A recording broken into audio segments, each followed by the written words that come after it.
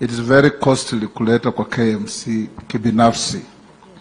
Wewe kama gavana wetu mtarajiwa, utakuwa na sera gani ya kusaidia wakulima so that you have collection centers in those areas ambazo itasaidia wakulima, akiwa na ng'ombe zake 5 analeta hapo, unawasaidia kupeleka kwa KMC au kwa soko kubwa na kuwaletea pesa zao. Jambo la pili, kila wakati wa kiangazi tunakuwa na drought mitigation program ambayo huwa inaongozwa na national government kununua hay, water na vitu zingine. Wewe kama gavana wetu una mipango gani ya kuhusikana na serikali kuu Nairobi ili uweze kuwa the agent of necessity kwa ground kusaidia wakulima wakati wa kiangazi? Nafikiri ni vizuri tusikie kutoka gavana wetu mtarajiwa Bwana Kato. Huyu muungwana Bwana Maitei, yes, sir, na wafugaji wale wengine wote wanataka kujua, mbali na ile mipango ya national government, wewe kama gavana hapa, mambo haya mawili ndugu yetu Wetangula amekuuliza, sijui kama uko na mawazo yoyote unaweza kutusaidia hapo. Na vile pia hata weka policies ya hiyo barabara nyingine ya watu kuja ndio upunguze soko ya kutoka nje. Sawa. Thank you, Your Excellencies. One thing is such a dialogue forum ambaye ni public participation. I promise that if elected we will Kiswahili. Mkutano kama huu ambaye wananchi wanajadili mambo yanayohusu, mimi naweza toa uhakikisho kwamba nikichaguliwa gavana na hawa wananchi, hii mkutano tutakuwa tukifanya at the county level, kwa sababu hata kikatiba public participation ni lazima. Ya pili, kwa vile ile swali mheshimiwa Weta ameuliza, kulikuwa na swali ya KMC. KMC, Kenya Meat Commission, kama ingekuwa devolve, kumaanisha tukiwa na even if it is slaughterhouses at the county level, kwa kila sub county ambayo iko na mambo ya livestock, and then Kenya Meat Commission at the national level itakuwa the central point. Sasa itapelekwa hata nyama for export. Na naweza sema hivyo kwa sababu in the last government before devolution, kabla ya devolution, kulikuwa na one slaughterhouse. Nilipewa na waziri wa livestock wakati huo, alikuwa the current governor wa Isiolo, na tukaijenga kubwa sana Mbirikani ambayo iko Kajiado South 2013, a very good slaughterhouse. Lakini tulipomaliza devolution ikakuja ikaenda county na haijakuwa activated as such.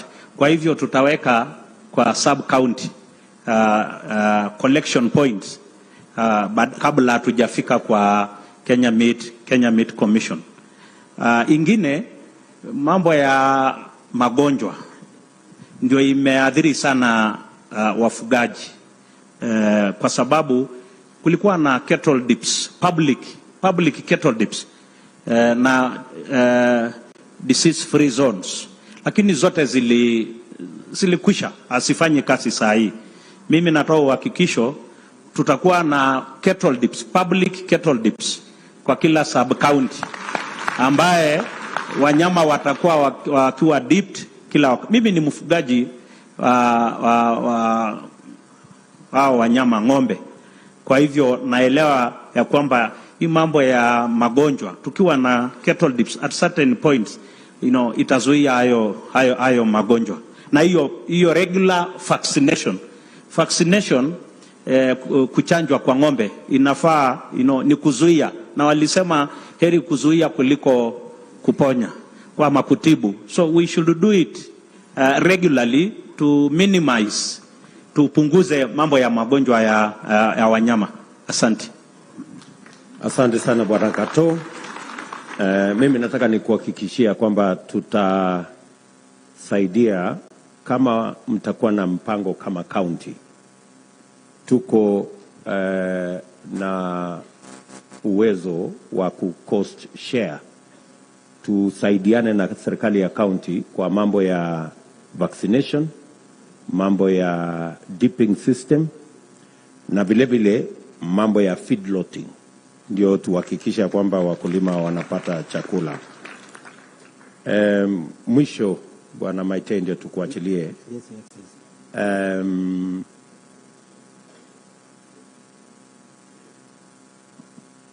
Kwa maoni yako, hii mpango yote ili iweze kutimia, ni lazima mkulima awe na information, awe na maelezo, kuelewa ni nini inatakikana kwake, ndio biashara yake hiyo ya ufugaji iweze kwenda mbele, si ndio? Kwa sasa mnapata information wapi? Kwa radio, extension officer, ama wapi? Ama watu tu wanafanya guesswork ya kuangalia mtu fulani unafuatilia? Mara mingi ni guesswork. Hiyo ndio kubwa sana. Lakini wale wakulima wafugaji ambaye wamebobea wako na uwezo wa kuchukua madaktari wapatia mashauri namna hiyo. Lakini mara mingi sana hapa kwetu Kajiado ni guesswork. So pendekezo lako ni kwamba tuwe na much more regular information, training hivyo sasa watu wapate maelezo zaidi, na kuwe na hasa wakati unapopeana loan. Yes. Kabla ya released, hao watu ambao wamependekezwa na wamefaulu wapate training vile watatumia, namna ya kurejesha faida, namna hiyo. Asante sana Ole Maite. Thank you for your time. Thank you very much. Asante. Basi tutaenda kupata Dairy Farmers Jacqueline Samande na Charity Skumer, wote watakuja kuongea kwa niaba ya maziwa. Tafadhali karibuni.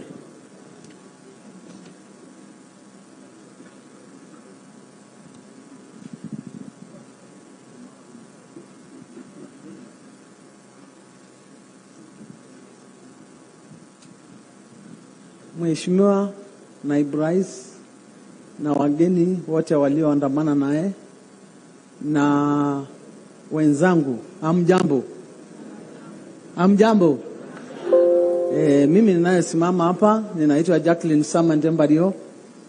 Nimetoka Bisil, Matapato North, na mimi ni kiongozi wa maziwa. Mimi ni kama chaledi huko, na ninawakilisha wamama wa maziwa. Kajiado County tuko na cooperative 31 wale wameregister kuwa cooperative. Lakini wakati tulianza 209 ndio tulianza mambo ya maziwa. Tulianza tu kwa kishaki, tulianza kuusausa hawkers, mpaka 2012 tukaregister akikundi self help ilikuwa inashika Matapato North na Matapato South. Wakati tumekaa kidogo tunauza hiyo maziwa, tukapata kampuni wamekuja kutuchukulia. Sasa tukaanza kuuza. Wakati hiyo maziwa ilikuwa shilingi 15 per liter.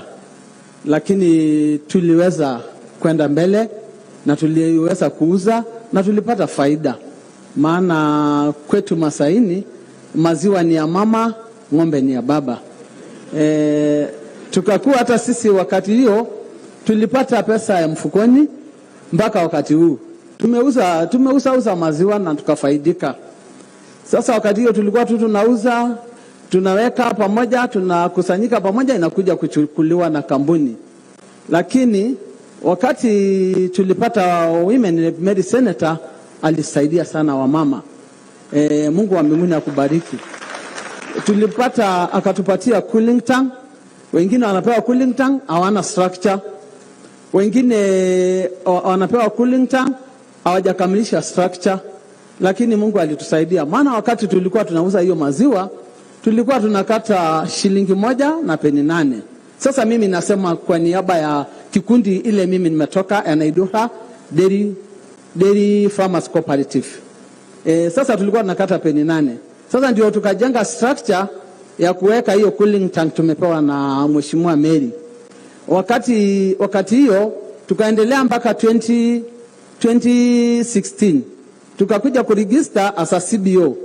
2018 tukakuja kuregister as a cooperative. Sasa wao mama wako ndani ya cooperative na tumejikusanya kujitegemea. Hiyo pesa ya dairy ndio inatusaidia pamoja na watoto yetu. Madam, mama, mimi nataka ili tufupishe. Tungetaka kujua saa hizi mnauza maziwa yenu pesa ngapi? Na kwa maoni yenu pesa ngapi inaweza kuwapatia faida ukiangalia ile malisho ya ng'ombe? Na jambo la tatu ni ng'ombe yenye mnapata kilo ngapi kwa ng'ombe moja kwa mfano? Na mko na ng'ombe ya dairy ama ni ng'ombe tu ile ya kienyeji? Unaweza kutufafanulia hapo? Asante sana naibu ya rais. Sisi tukiwa wamama wa Kimasai hatuna ile ng'ombe ya maziwa. Tuko na ng'ombe ile tu unafungulia, unaenda kuchunga, inaenda kila mahali na inatoa maziwa 1 liter 2 liters. Na sisi hiyo maziwa ndio tunauza, na tunauza kwa miezi 4 tu kwa mwaka moja, maana ni seasonal. Na tunauza tulikuwa tunauza kwa shilingi 30, lakini wamama last month April waliandamana. Sasa ndio kampuni wakatuongezea shilingi 8 kakuwa 38. Tena pale tuko na vijana wa pikipiki wale wanafika ndani kuchukua maziwa. Huyo kijana kama sio hauna maziwa mingi, kijana anachukua 18, mama anabaki na 20. Kama utakuwa na maziwa mingi 5 liters, kijana atachukua 3 liters na mama atachukua 2. Kwa hivyo bado wamama tuko tu na challenge. Alafu wakati tumetengeneza hizi cooperative tukapata 2019 maziwa ilituletea faida sana, maana wakati wa COVID maziwa yetu haikusimamishwa, ilikuwa tunaenda hata kama ni bei kidogo, lakini ilipata kutusaidia, maana soko ya ng'ombe wakati hiyo ilikuwa imefungwa. Alafu wakati tumekuwa na hizi cooperative ikakuja msaada, inasemekana inua mifugo ni mali. Wamama wakapewa wale wa cooperative hiyo pesa. Walipopewa hiyo pesa wakanunua ng'ombe na ng'ombe ikakufa wakati wa kiangazi. Ilipo ng'ombe kuanguka wakati wa kiangazi, tukaitishwa pesa na KCB, maana ndio walikuwa katikati. Hatuna pesa, wakaweka sisi CRB. Sasa wakati wameweka sisi CRB, wale dona sasa tulikuwa nao before wakatoroka, maana wanachukia CRB. Sasa sisi dona someenda, hatujalipa pesa ya benki na tena hatuna sasa pesa. Lakini kwa yote tunashukuru Mungu, maana sasa bado tuko na maziwa, tunaendelea tuna hiyo biashara. Although hiyo biashara yetu iko chini, bei yao iko chini. Okay ma'am. So unasema hii biashara yenu ni ya miezi 4 peke yake wakati wa mvua, si ndio? Yeah. Hiyo miezi ingine maziwa inapotea. Mnaweza kufikiria vile tunaweza kuwasaidia kubadilisha hii ng'ombe, badala ya muwe na ng'ombe ya lita 1 lita 2, tuone kama tunaweza kuwasaidia na breed ya ng'ombe ambayo pengine inazalisha lita 5 lita 6 kwa siku, ama mtashindwa kuchunga kuilinda? Na umesema sasa ng'ombe ni ya mzee, sasa itakaaje hii ng'ombe? Kwa hiyo tutakubali, maana tumejaribu vile inawezekana, lakini imetushinda kwa ajili ya kiangazi. Maana unakuta ng'ombe inaenda mile mingi sana kutafuta maji. Kwa hivyo tumejaribu kubadilisha, lakini tumeshindwa kwa ajili hatuna maji nyumbani. Kwa hivyo na hiyo ng'ombe ya grade inahitaji maji. Kwa hivyo hiyo ndio tumeshindwa. Kwa kati ya watu mko kwa cooperative, kuna watu ambao wamefanya hiyo biashara ya ng'ombe ya maziwa na wako na maji. Tofauti kati yao na wale wengine iko namna gani? Kunao mko na members ambao tuko nao. Wale wamejichimbia maji ya borehole na wale wako na maji karibu ya community.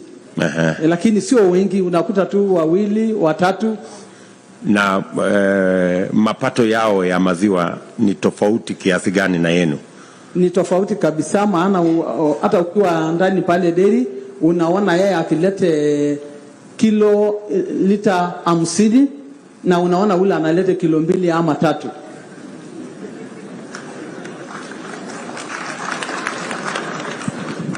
So mapendekezo yenu kwa vile nimekusikiza ni tuwatafutie maji ipatikane ya mifugo kwanza. Mkipata maji mambo itakuwa safari ya kutafuta maji itapungua. Jambo la pili, tuwatafutie breed ama mbegu ya ng'ombe ambayo inaweza kustahimili lakini iko na maziwa zaidi kidogo. Hiyo ni sawa? Ni kabisa. Na mwisho umesema pia mungetaka hizi milk coolers ziweko.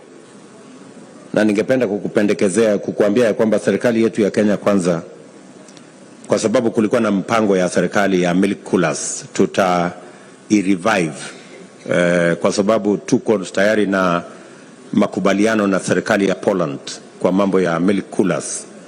Nafikiri hata moja tulileta hapa Kajiado ama ni 2. Na tuko na milk coolers 22 ya watu wa Kajiado County. Vikundi na cooperatives ya wamama wale wenye wako na maziwa ambayo wanahitaji milk coolers. Nataka nimwambie gavana wetu mtarajiwa, serikali ya county itusaidie kufanya census ya ni mahali gani hizi milk coolers zitasaidia kina mama na wafugaji wa ng'ombe za maziwa, ndio tuweze kuwasaidia na hiyo milk coolers, kwa sababu ni ya serikali, tunaweza kuwapatia, alafu iwe ni mali yenu na mnaweza kuzitumia kuendesha biashara yenu. Hiyo itakuwa sawa mama? Ni sawa. Very good. Pengine niko na request moja, wakati Kenya Kwanza watakayo kwenda kupita kwa kiti, maana mtapita. Niko na request ya maziwa yetu. Maziwa yetu inakuanga sana strong kuliko maziwa za Kenya yote. Ina mafuta sana.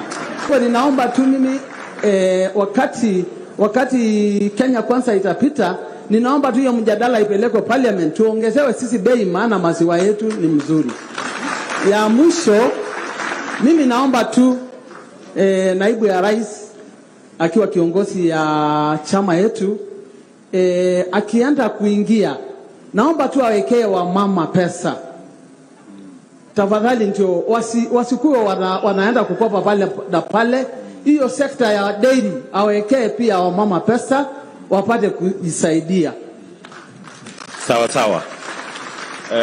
Tumekusikiza, umependekeza ya kwamba kuwe na pesa ambayo wa mama wanaweza kukopa waendeshe hiyo biashara, na iwe ni pesa ambayo tumekubaliana interest tutarudisha ikuje 5% hata kama ni kwa AFC, na pia mkiwa kwa cooperative hamuna haja ya kuwa na title deed, tutatumia cooperative kuwapatia kama security. Sawa? Haya, wacha tumsikie huyo mama mwingine hapo. Mheshimiwa Makamu wa Rais Dr. William Samoei Ruto, bunge wangu ambaye nimemwona hapo mbele, Mheshimiwa Peris Tobiko, wageni walioandamana na rais mtarajiwa wa 5 katika nchi ya Kenya na wageni wote, amjambo. Amjambo tena. Jina langu ni Charity Sukumer, ni mama Charity Sukumer, nimetoka sehemu za Kitengela. Nikichangia hapo kwa mambo ya maziwa ya wamama, mimi nitachangia hapo katika mashinani. Mheshimiwa Makamu wa Rais, wamama mashinani ni wamama wa bidii. Ingawa wamama wanasemekananga hawawezi kuongoza, lakini Kajiado mzima Mheshimiwa Peris Tobiko alionyeshana ya kwamba mama anaweza kuongoza. Mimi nikiongea mambo ya mashinani, wamama umasaini hawana mali yao, lakini siku hizi tumeanza kujikakamua tukitumia mambo ya machama, mpaka tukaanza kuwa na wisdom ya kujifanyia kazi zetu na pia kununua mali zetu. Mali ndio kweli kwa boma ya mzee, lakini bado hata utasema hii kikombe ni mimi ndio nimelete. Nikiongea mambo ya maziwa tunajua kuifanya, lakini shida hapo sehemu ya Kitengela nimetoka, kulikuwa na dairy, lakini mimi naweza kusema wanaume hawawezi kumanage mambo ya maderi, hasa kwa mambo ya wamama. Na sasa tuko na shida ya kuuza maziwa, kwa sababu maziwa utaweza kutupata wamama mashinani tukiwa na maziwa, lakini utahaya pikipiki ya kukubebea, na ukiwa na 5 liters hapo Kitengela nimetoka ni 50 shillings. Na ukiangalia pamoja na ile ya box, utakuta maziwa ya box inauzwa 60 shillings. Na ukiangalia ndani ya maziwa ya box na hii ya ng'ombe, maziwa ya ng'ombe inatoka ikiwa na nguvu zote, kwa sababu hakuna ile kitu imetolewa, lakini bado bei yake iko chini. Sasa tunaomba hapo Kitengela, naomba Mheshimiwa Makamu wa Rais, tukiwa kaunti mzima ya Kajiado, kwa sababu ukienda ndani ya sehemu yote kuna shida, kwa sababu hakuna maderis. Na utaweza kupata pahali ambayo mama ameangana kufungua duka kidogo aweke mashini yake, lakini bado kuna shida hapo.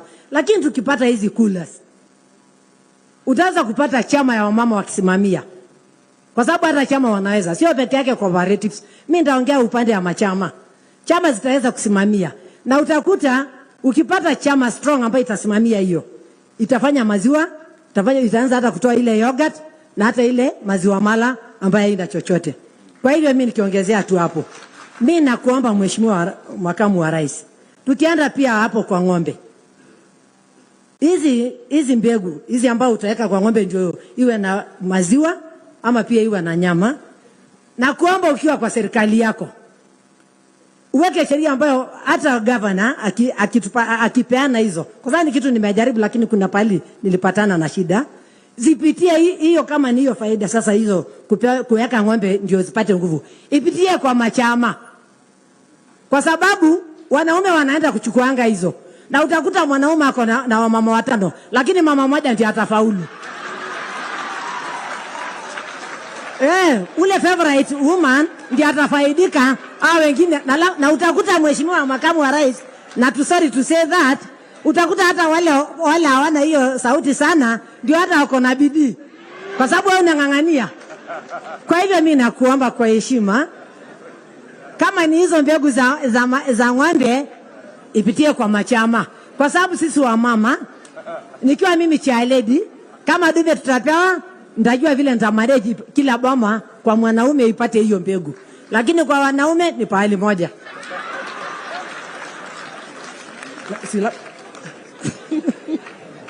Okay, ma'am. Asante sana. Mama Charity. Asante.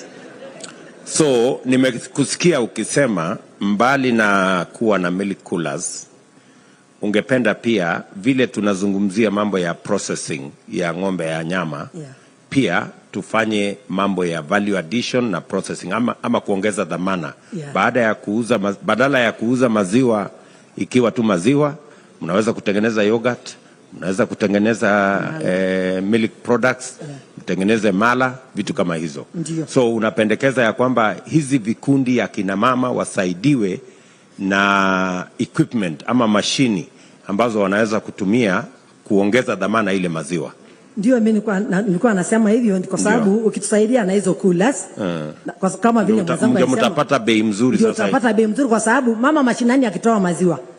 Kwa sababu mama mashinani ndio kazi nyingi, akifikisha hata maziwa saa 5 ama saa 4, atakuta pahali ataziweka. Kwa sababu akikuja kama amechelewa, kama sasa hatuna dairy, maziwa zingine zinakuwa zinaharibika na tayari umemlipa ule mtu ambaye ndiye alikubebea. Okay. Ndio. Haya, alafu ya mwisho umesema ya kwamba wakati tunapanga mambo ya mbegu pia tuhakikisha ya kwamba inawafikia watu wote, kwa sababu ikipitia njia fulani pengine haiwezi kufikia watu wote. So ipelekwe kwa chama ndio kila mama apate. Mheshimiwa Makamu wa Rais, hiyo uweke maanani tafadhali. Upitishe kwa machama. Tafadhali kwa heshima. Zipitie kwa chama. Haya, tutaweka maanani. Hapo tutaweka kwa letters kubwa na tu underline. Tujue hapo ndio iko maneno.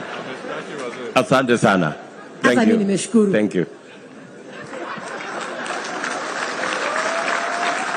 Asante sana. Tumpigie makofi tena umama. Basi mwenye anafuata sasa ni bid worker ama mama ushanga Lois Moiko, alafu atafuatwa na land use cross border trade Ali Letura.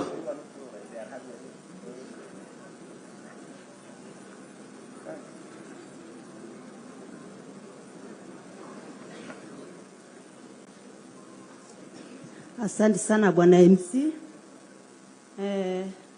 Natoa heshima yangu mbele mwanaibu rais na waheshimiwa wetu wa siku ya leo na wananchi wa Kajiado. Amjambo. Kwa majina yangu ninaitwa Lois Moiko. Nimetoka Kajiado West, Kekonyoke County. Nimesimama hapa kama mama shanga. Nafanya biashara ya shanga. Na hii biashara nimefanya kwa miaka 20 sasa. Kwa hivyo ni biashara ninaelewa, nikiongea ninajua hii biashara ni nini. Nimefanya hii biashara karibu kwa maisha yangu nusu, kwa sababu nimefanya kama miaka 20. Nilikuwa nachona shanga, naamka asubuhi, unafanya kazi ya nyumba yako, unaamkia kushona kama unaingia ofisi yako. Unashona shanga kwa wiki mzima. Jumanne tunapeleka Nairobi. Soko ilikuwa inaitwa Masai Market, lakini hiyo soko imefungwa.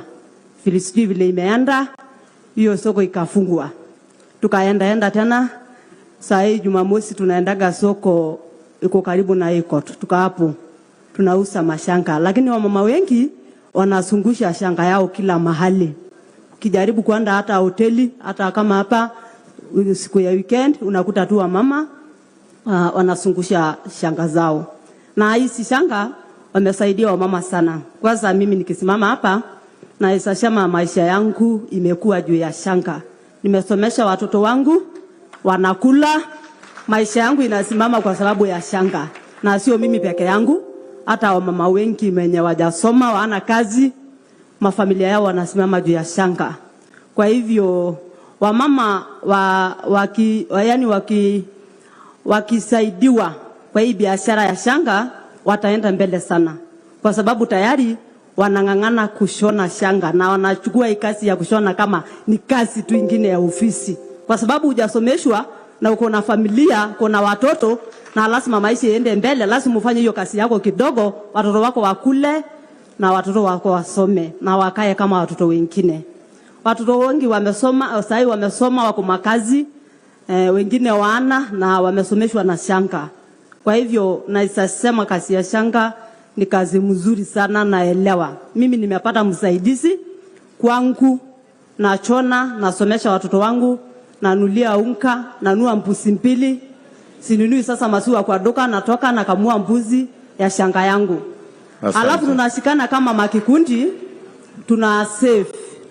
Juu niko Chaledi Kiserian, kwa kikundi inaitwa Kiserian Shanga. Niko Chaledi hapo. Tunakutana kila Alhamisi na Jumatatu tunatoa 100, alafu tuna save. Tunapea mama moja, achukue kama loan, arudishe, tunapea mwingine achukue kama loan. Alafu akirudisha tunapea mwingine. Ndio tupandishe hizo mabiashara zetu, tuona at least tunaweza fanya biashara watoto wetu wakule. Lakini bwana mheshimiwa wetu bwana Aibu Rais, na kuomba leo jumekuja hapa kutusikia. Ukipita juu tunajua utapita. Juu tunakuombea Mungu na tunakupea kura. Na hata Mungu anajua hiyo na amesikia. Ukipita nataka tu kukuomba vitu mbili. Na kuomba wamama usaidie na ile pesa ya makikundi. Ile wamama wakishona watapata pesa, at least wasaidie watoto wao na familia zao na inue hiyo biashara yao. Kwa hivyo kama uko na pesa ya wamama unaweza pata, saidia wamama wa shanga ndio wachone watoto wao wasome na wakule. Tena kama inawezekana juu tawezekana juu shanga ni kitu imependwa hata siku hizi na kila mtu. Ukiona mtu amevaa shanga unatamani tu ako smart, ako sawa. Kama unaweza pata masoko hapo nje, tupeleke hizi mashanga zetu tuuze, na kuomba tu tutafutie masoko. Kwa sababu unaweza chona, sisi wenyewe ndio tunachonaga, hatunui kwa mtu mwingine. Wewe mwenyewe tunaamka unaenda nje, unakaa na stool, unachona hadi jioni. Kwa hivyo unachoka sana. Kwa hivyo kama tunaweza pata sokoni ambaye tunaweza peleka nje, au mama auze na wapate bei mzuri, itakuwa mzuri sana. Kwa sababu shanga zetu iko na market, hata mali ya nje iko na market. Lakini unaweza kuta mwenye ananunua shanga, mwenye anachona ananunuliwa na pesa kidogo sana, na mwenye ananunua anaanza kuuza bei kubwa.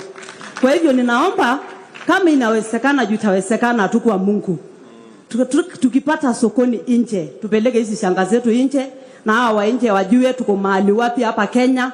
Wakikuja wanapata shanga hapo, wanatunulia na bei at least ya juu kidogo. Tunafurahi sana. Asante Mama Lois. Yes. Asante sana. Na mimi naona hiyo biashara yako itafaulu kwa sababu naona unaamini Mungu sana. Asante. Itafaulu. So, umesema unauliza mambo mawili. Unauliza kina mama wapatiwe pesa. Yes. Ukisema wapatiwe pesa, unataka pesa wapatiwe ama ile wataenda nayo kabisa, ama pesa wanaweza kurudisha? Pesa wanaweza rudisha. Very good. Ukienda nayo hakuna ya kesho. Yaani kule isiishe. Okay. So, sasa nimekuelewa vizuri. So, unasema hii pesa mnapatiana, unasema mnakutana hapo Kiserian. Kila Alhamisi. Kila mama anatoa 100. Mnapatia mtu, anakopa. Mnamkopesha na pesa ngapi? Kwa mfano, mkimpatia 1,000, tunasampea hata 5,000 aweke kazi yake alafu arudishe. Anarudisha na pesa ngapi? Ama anarudisha tu hiyo 5,000 ama? Hapana, tukipe 5,000 anaweza rudisha 500 baada ya wiki 2. So anaongeza 500 juu yake. Unaweka hapana. Baada ya wiki 2. Ukichukua 5,000 unaweka 1,000 juu. Iwe 6,000. Lakini unarudisha hizo pesa pole pole. Unarudisha kwa muda gani? Kwa wiki 2. Ukichukua 5,000 kwa wiki 2. Baada ya wiki 2 uwe umerudisha hiyo pesa. Sio yote. Kidogo. Alafu na utarudisha utamaliza kurudisha baada ya siku ngapi?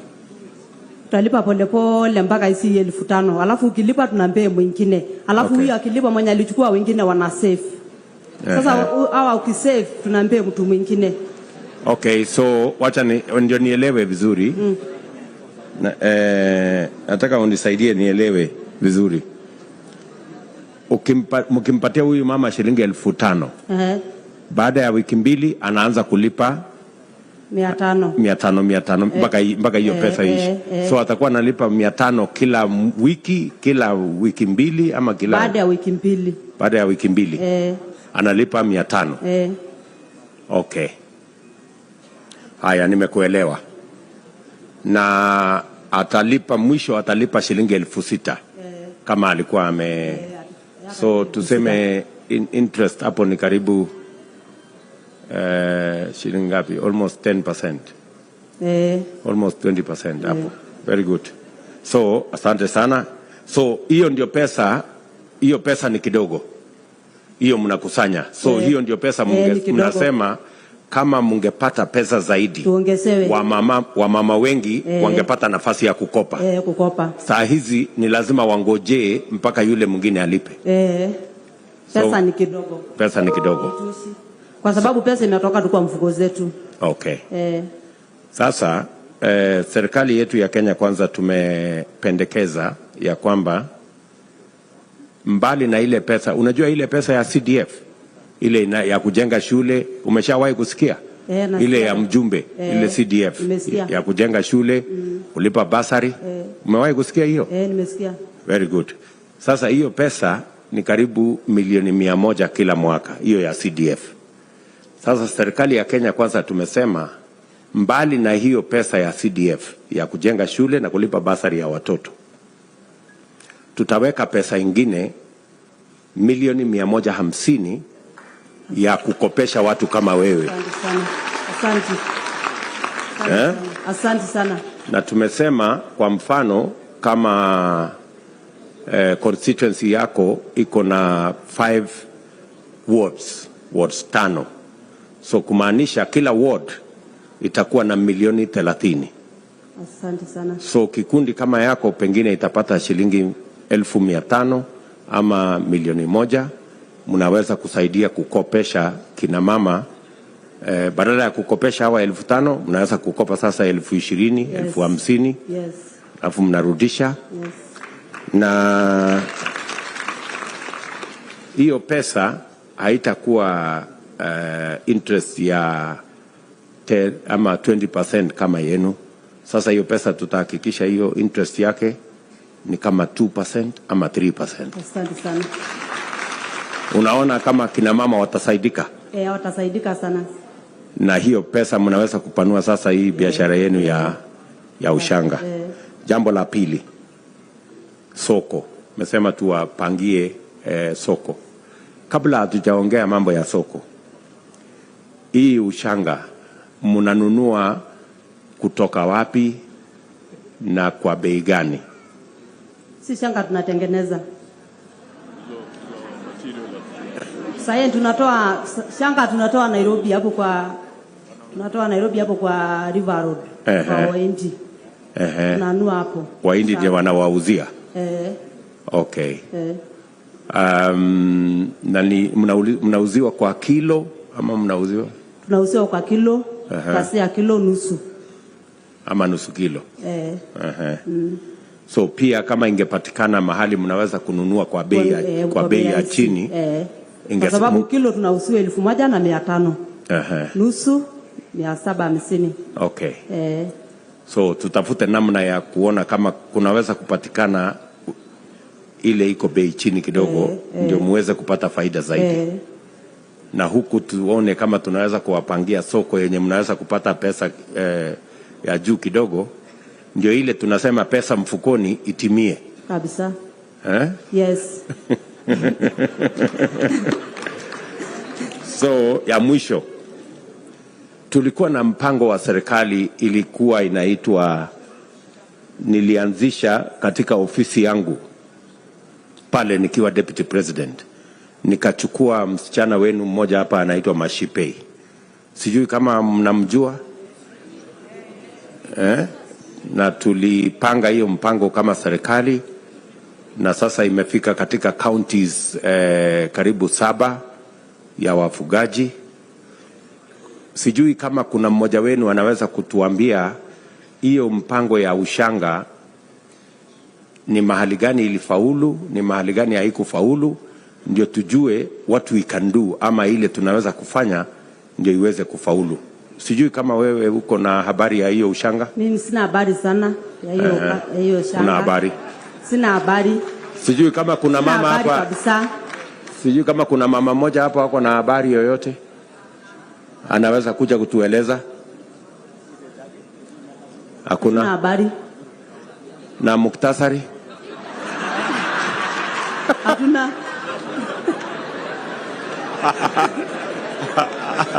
Okay. Asante sana mama. Thank you. Haya, nafikiri kuna mama moja hapo. Hebu enda hapo juu tusaidie kidogo.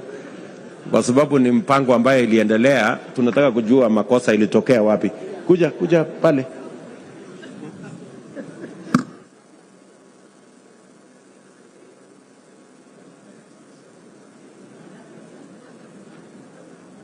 Utuambie jina yako. Usiende. Ngoja kidogo mama. Keti hapo. Excellency, Deputy President, nimeshukuru sana kupata hii nafasi. Naitwa Gladys. Nimetoka Kajiado West. Mambo ya Ushanga Initiative tunajua iko pale Nairobi. Lakini ni kama Kajiado West, ni kama wamama bado hawajasaidika sana kutokana na hiyo nini. Kwa sababu ni kama hawajapata hiyo nafasi ya kusaidika. Kulingana na mimi, tunataka hapo kusema ukweli mheshimiwa tusaidiwe. Kwa sababu wanafanya kazi kama watu wanaojuana. Nikijaribu kuangalia kwa sababu nilikuwa kwa hiyo ofisi, ni kama wameshikana na watu wa county. Sasa wale wanapata faida huko ni wale wanajuana na watu wa county. Nikitoa mfano, kulikuwa na hiyo expo ya Dubai. Kuna watu wengi sana walikuwa wamepromisiwa wataenda kama mimi, nikanunua shanga, nini zingine kushona, nikapata kila kitu, hizo wanahitaji passport na kila kitu, but at long last kusema kweli walitulet down. Kitu kingine tulikuwa tunaomba mheshimiwa, naomba tunafasi kidogo. Hawa mama wanataka kupata exposure.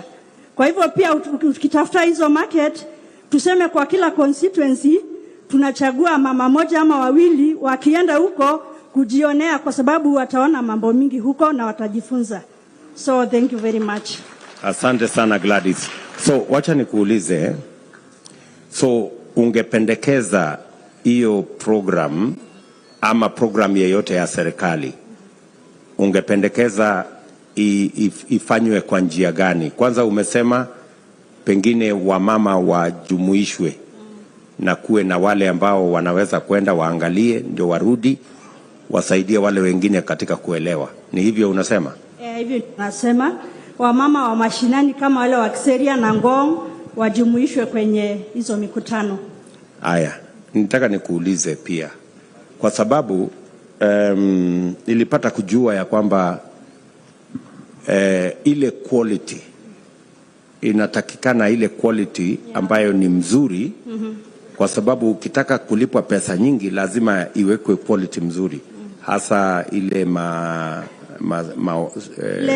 leather mnatumia na hata ile design, you know, kwa sababu tulikuwa tumepanga vile mnaweza kusaidiwa na designers ili wawapatie designs ndio muweze kupata market kubwa zaidi, kwa sababu katika ile market watu wanataka ile kitu iko na design mzuri.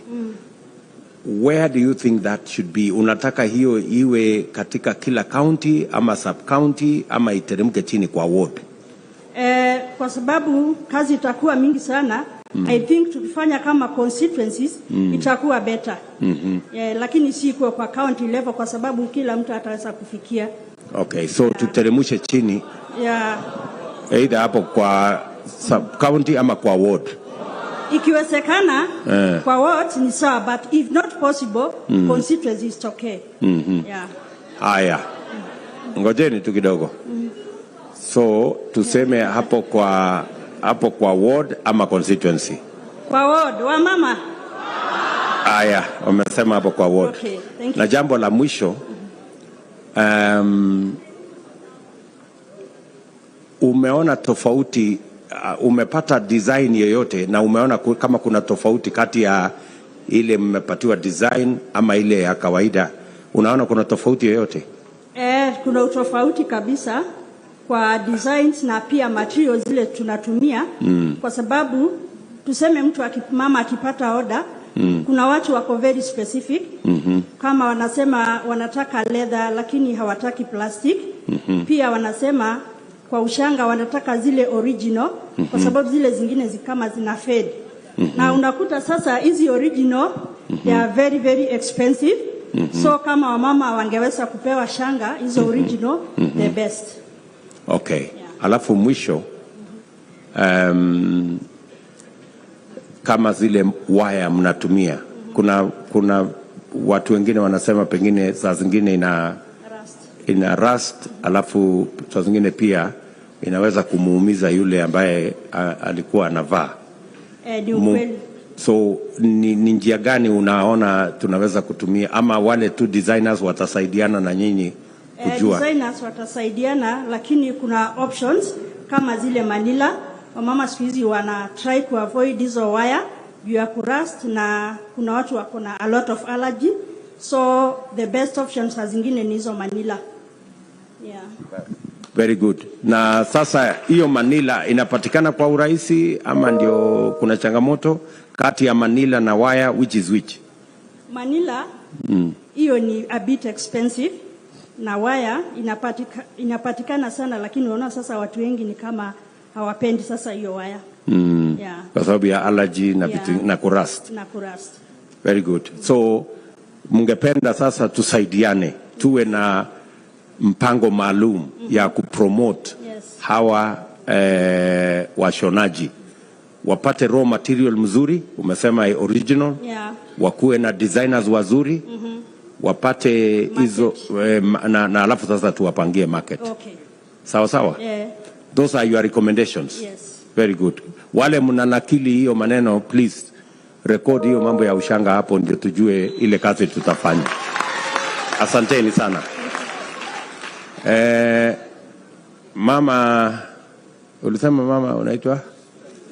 Charity. Lois. Moiko. Yes. So nafikiri tumekusikia. Nataka nikuulize, nyinyi bado mnatumia waya ama mmeenda kwa Manila? Tunatumia Manila. Kiona kama hii nimefaa, hii ni Manila, hii si waya. Okay. Hata hii ni Manila. Oh, very good. Hii si waya. So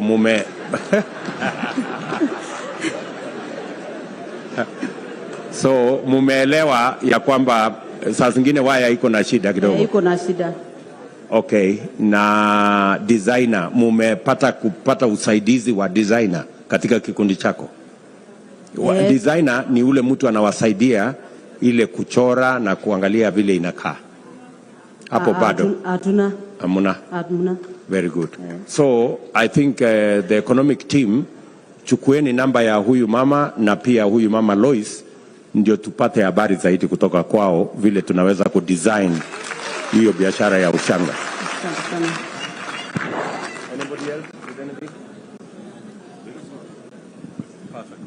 Haya, asante sana mama Lois kwa mawazo yako. Haya, kuna watu wanauliza kama umebeba chochote inaweza kununuliwa hapa. Kuna chochote tunaweza kununua hapo nje? Umebeba kitu ya tunaweza kununua ama si leo? Munayo? Haya, mtapanga hapo nje, tutaona vile tutafanya.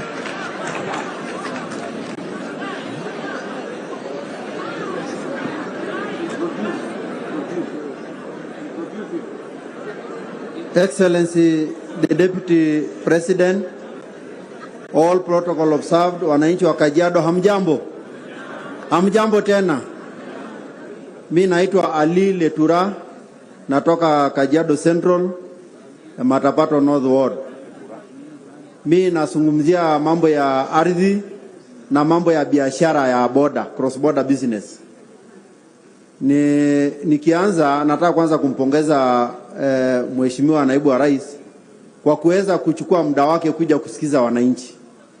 Najua hii ni kuonesha kufuata sheria, kwa sababu hata sheria inazungumzia mambo ya public participation. Pia ni kutaka kusikiza matakwa ya wananchi. Hiyo ndio tofauti ya sisi na wale. Sisi tunaangalia mambo ya future, wengine bado wako kwa past. Kwa mambo ya land, najua ardhi ni kitengo muhimu ya uchumi wowote. Tukizungumza mambo ya ufugaji, mambo ya kilimo, mambo ya wildlife na vitengo vingine, haviwezi zikafaulu bila ardhi.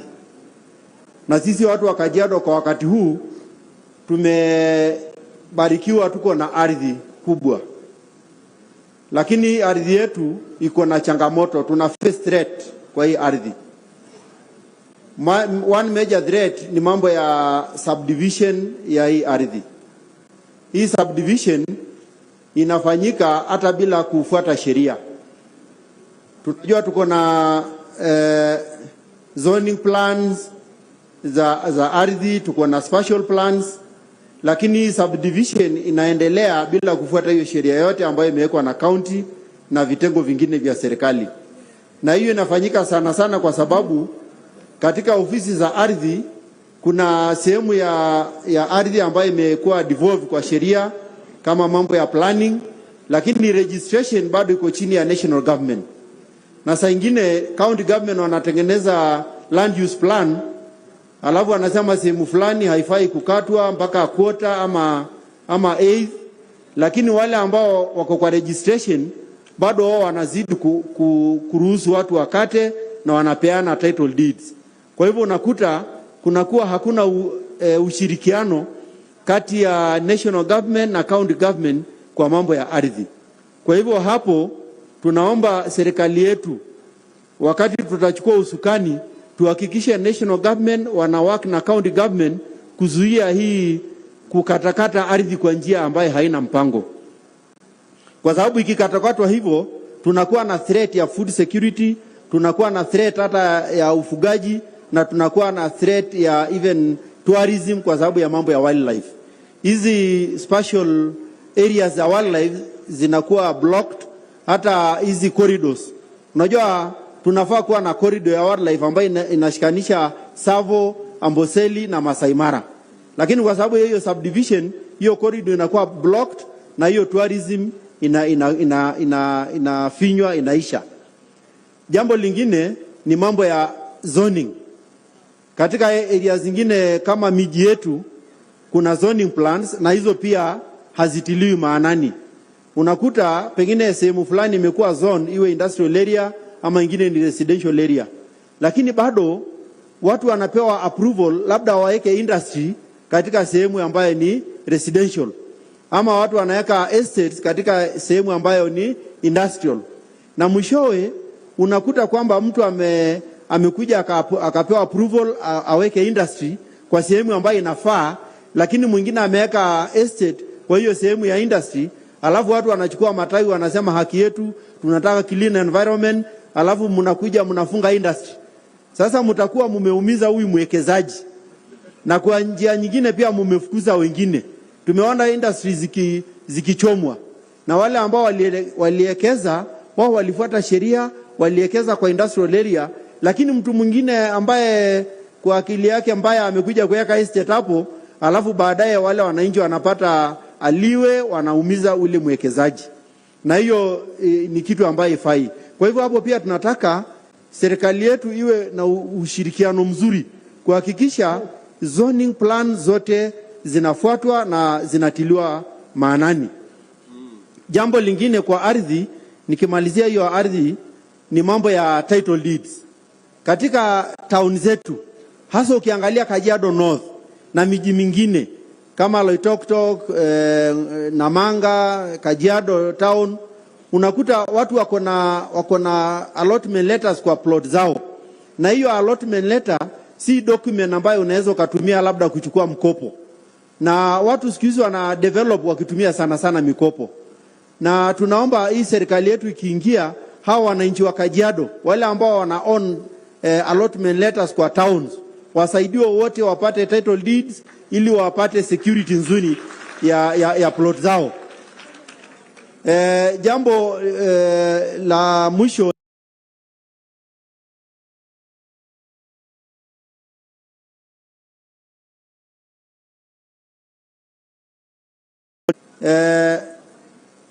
kuna biashara kubwa na activities zingine, local activities ambazo zinaendeshwa kati ya Kenya na Tanzania. Na sisi kama wakazi wa Kajiado na wale ambao wanaishi karibu mpakani, Tumeona hii biashara yote na hizi activities zina favor zaidi watu wa ng'ambo ya Tanzania kuliko wa Kenya. Utakuta hapa Kenya tuko na Watanzania wengi wanafanya biashara bila kusumbuliwa. Hata ukienda Kikomba market utakuta Watanzania wengi wanafanya biashara, lakini wa Kenya wakienda pande ile wanasumbuliwa. Your Excellency, wewe mwenyewe unajua wakati fulani sisi kama wafugaji tulipeleka ng'ombe pande wa Tanzania kutafuta malisho, wakati mwingine ng'ombe wetu karibu 1500 walikuwa confiscated. Wewe mwenyewe ndio ulikuja kurudishia hawa watu hiyo pesa ambayo walipoteza kwa hiyo mifugo. Wakati mwingine vifaranga wetu walichomwa pale Namanga wakienda upande wa Tanzania. Ukiangalia malori ambayo yanaleta bidhaa kutoka Tanzania kulete Kenya, wanaingia bila masharti magumu. Wakenya wakijaribu kuingiza gari zao kupeleka upande wa Tanzania, kupeleka mizigo na bidhaa zingine, masharti ile wanaekewa ni masharti magumu sana. Kwa hivyo kila ambacho tunaomba ni kwamba serikali yetu ikichukua usukani, tupate mazungumzo, tupate trade na other activities between Kenya and Tanzania iwe favorable kwa pande zote mbili. Tuwe na masharti ambayo inatufavor vile inawafavor wao. Pia nikimalizia kwa hilo, kuna mambo ya kilimo. Ukiangalia cost of production hapa Kenya iko high. Mambo ya fertilizer, mambo ya madawa na hata stima, hata maji, cost of production is so high. Sasa ukiangalia Tanzania, cost of production iko chini sana. Na ndio maana vitunguu ya Tanzania ina flock Kenya. Na wakulima wa Kenya na hasa wao wa Kajiado wameacha ukulima kwa sababu vitunguu ikianza kuingia kutoka Tanzania, kila kitunguu ya Kenya inakosa soko. Kwa sababu ukipeleka sokoni utauza bei ya hasara, utashindwa hiyo kazi. Kama ni nyanya vile vile, kama ni mahindi, kama ni maragwe, kila kitu. Kwa hivyo tunaomba mbali na hiyo biashara na kuzungumza na wenzetu, pia hiyo cost ya production iangaliwe. Mambo ya madawa, hata madawa ya mifugo na madawa ya mimea, yote tuangalie bei iende chini. Asante sana. Thank you very much, Bwana Ali. Unasema Ali Lekura? Letura, yes. Letura. Yes. Asante sana. Nafikiri umejieleza vizuri sana. Tutakuwa na maswali machache. Umesema kwanza tuondoe confusion kati ya national na county government. Yes, sir. Na to synergize na coordinate.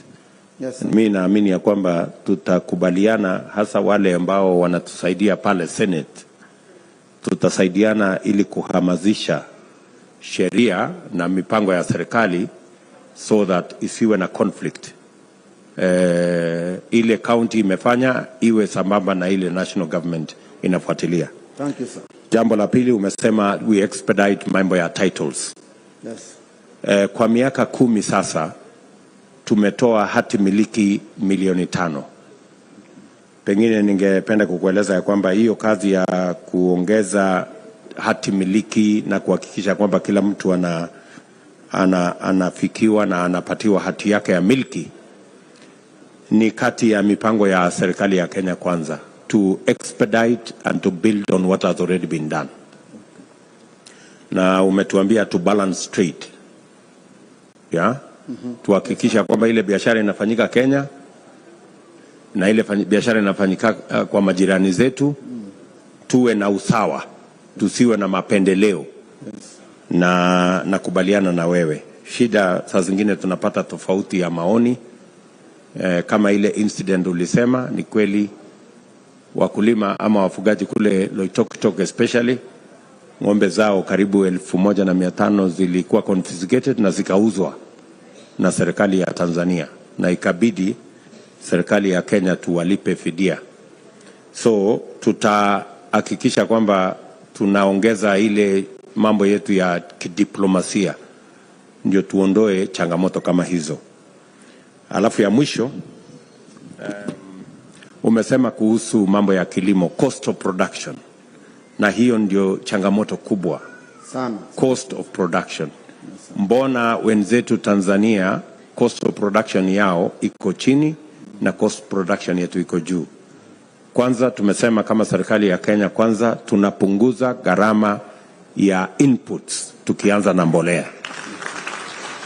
Ile mbolea saa hizi mnanunua shilingi 6,000, nia yetu ni kupunguza mpaka ifike shilingi 2,500. vile ilikuwa pale mbeleni, na vile vile tunataka pia tusaidiane na wakulima. Nilipata mazungumzo na wakulima wa Tanzania kwa sababu hiyo jambo umesema ya onions imekuwa ikinisumbua sana. Na ukienda Tanzania utakuta mashamba yao wanafanya mechanization na wanaishi kwa kijiji na wanaendesha kilimo pamoja. Tofauti na hii yetu, kila mtu wako na ekari yake 5, 10, 20.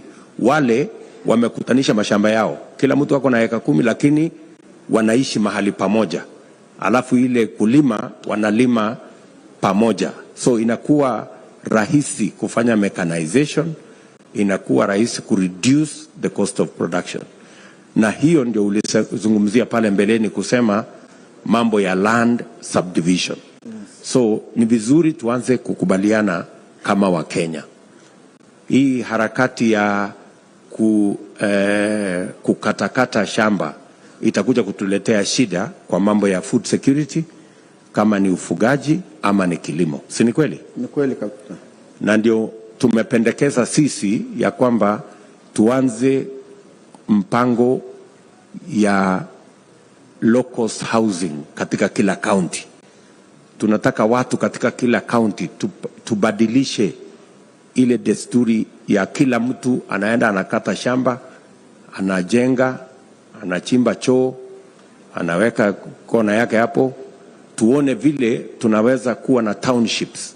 Watu wanaweza kuishi katika miji, ndio ile mashamba yetu ibaki iwe ni mashamba ya kuzalisha chakula na kuendesha ufugaji. Si namna hiyo? Ndio. Hata nyinyi wa Masai si mlikuwa mnaishi kwa manyata? Tulikuwa tunaishi hivyo. Hata tulikuwa na mpango plani ya malisho. Yes.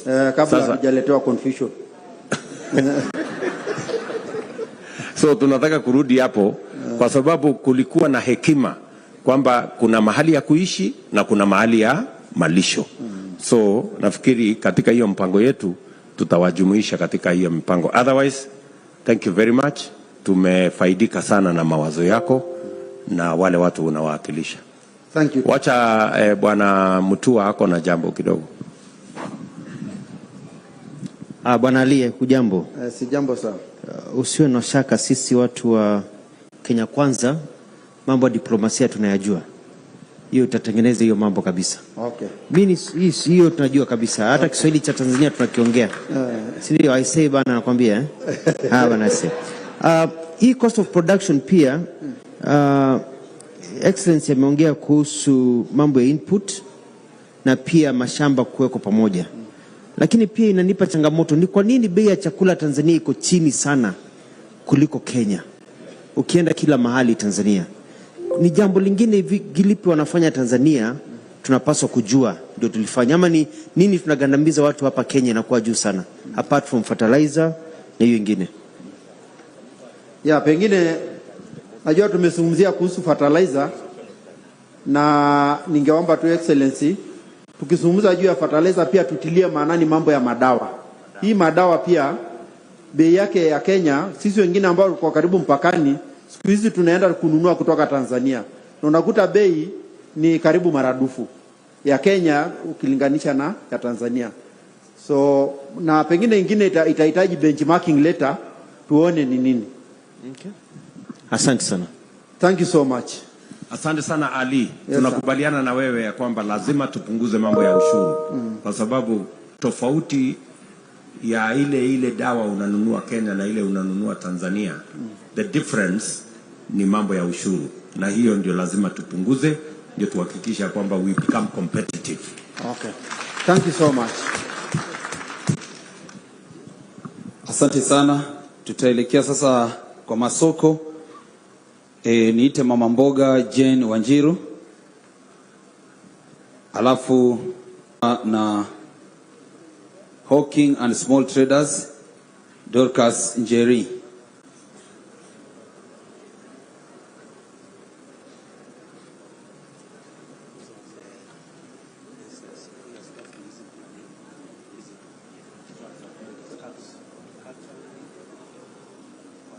Asanti kwa mkutano ya siku ya leo.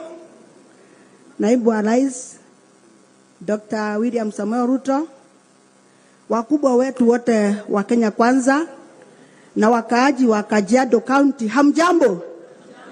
Hamjambo tena? Haki tukae kama hatuna jaa, sababu hii ni siku kubwa sana ya kutusikiza na tukisikizwa na wakubwa wetu. Siku ya leo ni ya muhimu sana. Wacheni tukae tutulie, tusikize ndio tuulize maswali. Mimi kwa majina ni Jane Wajiro na nimetoka Kajiado North, soko haswa ya Ngong. Hapa Kajiado nimekaa zaidi ya miaka 30 na mimi ni mfanyi wa biashara hiyo ya mama boga. Nilianza kazi nikiwa mdogo na saa hii naona nimezeeka. Tulianza kazi vizuri na tukaendelea vizuri sana, lakini wakati huu umefika wa COVID-19 mambo ikaanza kututokezea ya kukosa biashara na hata kukosa mali ya kufanya hii biashara. Mheshimiwa Naibu, pale kwetu ama kwa masoko, nimetembea masoko yote ya Kajiado yote kuanzia na huku west, north na zote nimetembea. Sasa changamoto zile tuko nazo pale sokoni mingi sana ni za marons. Mama mboga tumekaliwa sana, kwanza na Sairok. Wale watu wanatupea pesa pale kwa Masairok, wanatupatia 10,000 na unalipa kila siku 440. That means ukimalizia kulipa mwezi mmoja itakuwa 13,200. Hapo ndipo tumeishia kabisa. Ingine ni ya Fuliza.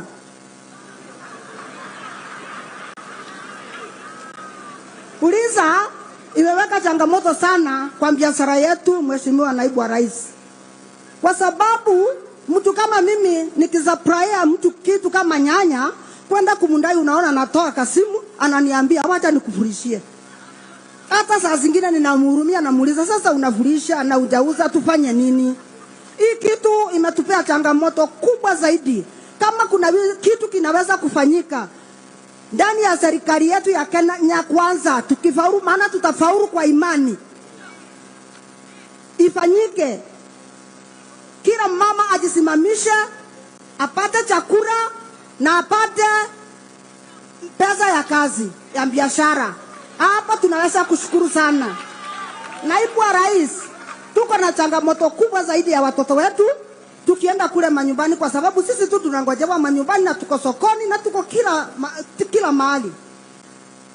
Ukienda mahali tumekomboa manyumba, unapata mtoto hayuko kwa nyumba. Na ukienda kuuliza mtoto kwa nini unahangaika hivi, anakuambia mami, ninahangaika sababu nataka kuona cartoon. Unaelekea kwa maduka hizi kubwa, unaenda unaleta TV. Unachelewa kidogo na kulipa, unarushwa kwa CRB. Unajikuta uko kwa CRB. Sasa tunahangaika, hata tunaishi kwa neema. Ile ingine, wamama wa soko, tunajaribu sana kusomesha watoto wetu. Na tayari tumewasomesha. Naibu wa Rais, tukisomesha watoto, mtu hata akimaliza university, unashinda unapeleka huyu mtoto wako wapi? Anakufuata kwa soko, anaenda kuwa beba pale. Kwa hivyo tuko na shida tukisomesha wale wako nyuma. Anakuuliza mami, kama wangu ananiuliza saa hii, mami, naweka bidii hivi nikukute tu tukakae kwa soko. Hiyo maswali inakuwa ngumu kwetu kama wana mboga. Thank you very much, Mama Jane. Asante sana. Tumekusikiza kwa makini. So tuko na maswali mawili ama matatu. So unasema mnakopa pesa pale sokoni, hawa watu ambao wanawakopesha. Ukikopa 10,000 unalipa 13,200. Tumesema hivyo? Baada ya mwezi moja. Unalipa 440 per day. Kwa hivyo 30 days, hiyo hesabu naifanyana kwa kichwa. Haya. So kumaanisha kumaanisha munalipa interest ya which is about 30% per month. Ukifanya hiyo per year inakuja 360%. Na hiyo riba iko juu sana, hiyo interest iko juu. So mpango yetu kama Kenya Kwanza ni kwamba tumesema tutaweka pesa ya serikali sasa kwa biashara ya mama mboga. Pesa ya serikali, wacha ya Shylock. Na tumesema tukikupatia 10,000 baada ya mwaka moja unalipa shilingi 10,000 na unalipa 500 peke yake juu yake. Ndio kumaanisha ni na utalipa baada ya mwaka moja. Ukilipa mapema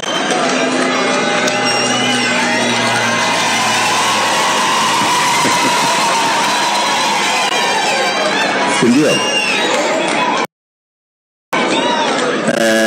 Na tumesema hivi ya kwamba pale sokoni mtakuwa na pesa kama shilingi milioni 10 ama milioni 15 ya kukopeshana.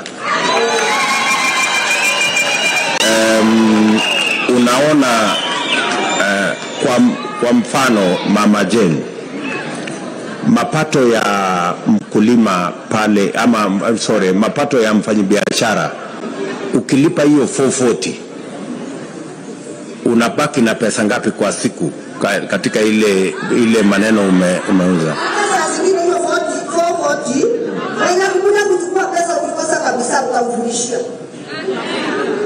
So unakopa mahali ingine kulipa mkopo. So saa zingine hujapata hiyo 440 lakini ni lazima ulipe. Okay. Na umesema tena jambo lingine. Umezungumzia pale sokoni mnafanya biashara. Ni vizuri kwa sababu tumejenga soko mpya pale Ngong. Lakini wafanyabiashara wengi wakulima wafanyabiashara kama wewe ni wote wamepata nafasi pale Ngong ama wengine bado wanauzia?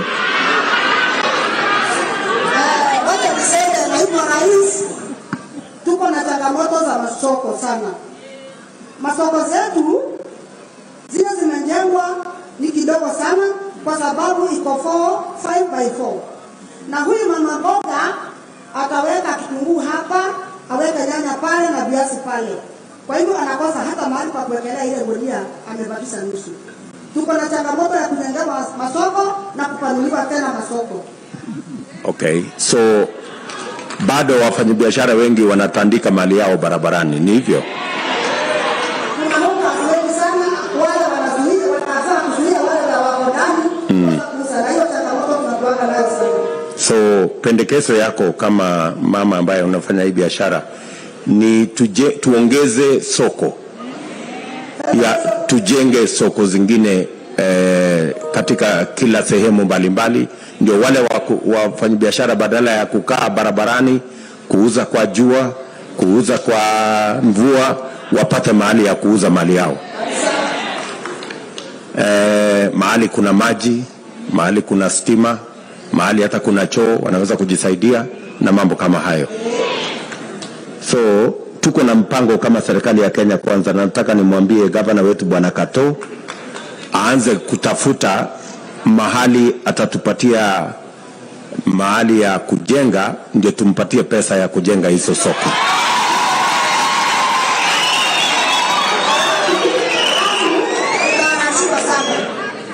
Tunalipata kila siku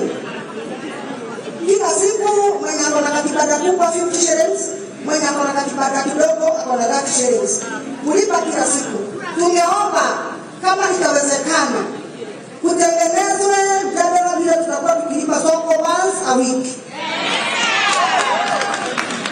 Badala ya kulipa kila siku. Badala ya kulipa kila siku, kwa sababu naibu wa rais sasa kuhimiza hiyo wamama wengi wanatumika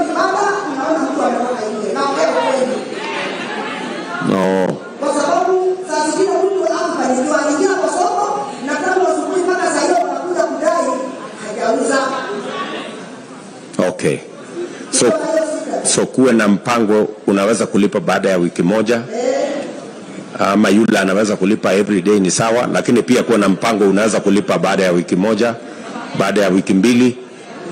Bwana Kato, do you have a problem with that? Uko na shida na hiyo? Mama wakisema wale wanauza sokoni. Wacha tusikie kutoka gavana wetu mtaraji. Your Excellency,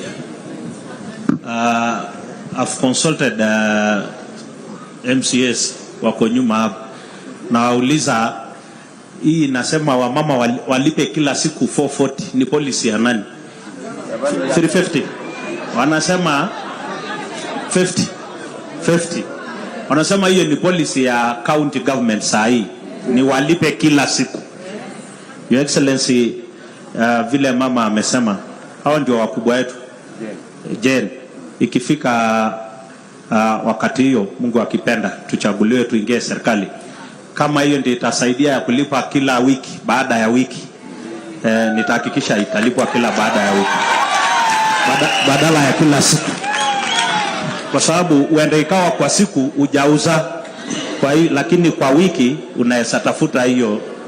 Okay, 350. Asante sana. Aya, wacha niulize mama pia. So na vile utatafuta mahali ya kujenga soko, Bwana Kato, nafikiri tukubaliane hivyo. Haya mama, umezungumza pia, hebu tuelewane. Umetunguzia jambo lingine sugu, mambo ya vijana ambao wamemaliza shule wanahangaika huko kwa madukani, wanahangaika sokoni.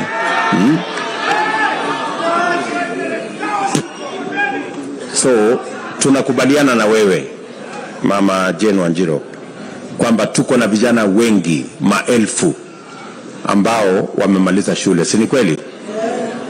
Na serikali ya Kenya Kwanza tumekubaliana ya kwamba hili changamoto la watoto ambao hawana ajira ni changamoto kubwa sana taifa lote la Kenya, na lazima kuwe na mpango makusudi ya kupanga ajira ya hawa vijana wetu. Na tumependekeza kama Kenya Kwanza ya kwamba tutakuwa na mpango. Kwa mfano katika kaunti yetu ya Kajiado, tunataka gavana wetu mtarajiwa atupatie katika shopping centers zetu kubwa zote mahali tunaweza kujenga low cost housing ili tuajiri hawa vijana. Na mpango yetu ni kwamba tujenge local houses ama low cost housing 5,000 hapa Kajiado, na hizo 5,000 zinahitaji vijana 40,000 watakaofanya kazi hiyo. Na sasa ndio itakusaidia wewe huyo kijana ambaye umemsomesha apate mahali anapata ajira. Sijui Mama Wanjiro kama unaelewa ya kwamba tumejenga Technical Training College hapo Kajiado North. Uko na habari? Sasa hiyo Technical Training College, hawa watoto wako ambao wanamaliza form 4 itabidi wapeleke pale, tuwapatie mafunzo ya ufundi, ya teknolojia, ndio sasa waweze kupata hii ajira katika hii mpango yetu ya kuzalisha nafasi za kazi. Tumeelewana? Bas, mimi yes. Wale watu wamesimama hapa, hasa wakulima wameongelea kuhusu Tanzania. Na nimetembea Kenya yote nikitafuta hii matunda tunaita nyanya. Nimenibidi nimeingia mpaka Tanzania na nimeingia Uganda. Na nikifanya hesabu yangu kuongea na wakulima wale wanalima pale, nyanya saduku moja yao kukua sawa ndio ipelekwa soko inakuwa na 700. Mkulima wa Tanzania inakuwa na 800. Mkulima wa hapa Kenya yake ndio apeleka soko inakuwa na 1500. Kwa hivyo huyu mkulima hapa Kenya watukutana pale mjini wa soko ama hapa Rongai na hapa soko ingine akitafuta kupata kitu juu ya 1500, yule mtu alitoka Tanzania na Uganda wao ndio wanataka kupata 1500. Nikiwaulizia sana shule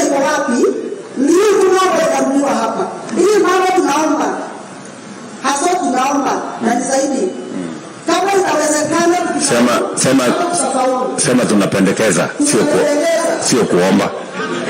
Tunapelekeza hii serikali yetu ikifaulu ya bottom up. Ikifaulu sababu tunafaulu kwa imani ya Yesu.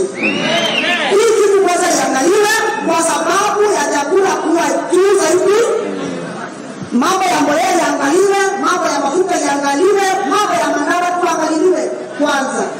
Ili tukienda hata sisi kununua vitu tukikuja kuuzia watu wetu, wasiwe wanaona ni kama tunawaumiza.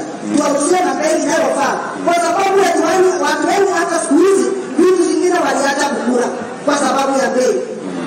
Na watu watapata magonjwa mingi kwa sababu wameshiba hata kununua matunda sababu ya bei. Ngoja kidogo kuna Gavana Mutua ako na maneno kidogo anataka kuzungumza na wewe. Mama, umeongea vizuri sana. Mimi nataka kuwasaidia kidogo kwa afueni kwa kuomba kwa unyenyekevu gavana wetu akiingia Rometito. Unajua kule Machakos mimi kutoka 2017 niliondoa ushuru ama payment ya kina mama mboga, hawalipi kitu kwa soko. Sababu tulifanya economic planning. Tukaona what they pay, what they contribute to the county is so little vis-a-vis the frustration and how much money they get kulipa. Wale wa wholesale wanalipa, hawalipi. Lakini unajua county yetu pia ni kubwa, tuna other resources.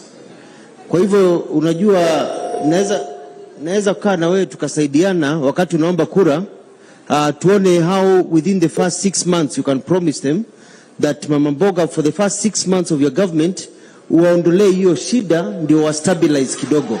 Be very good politics.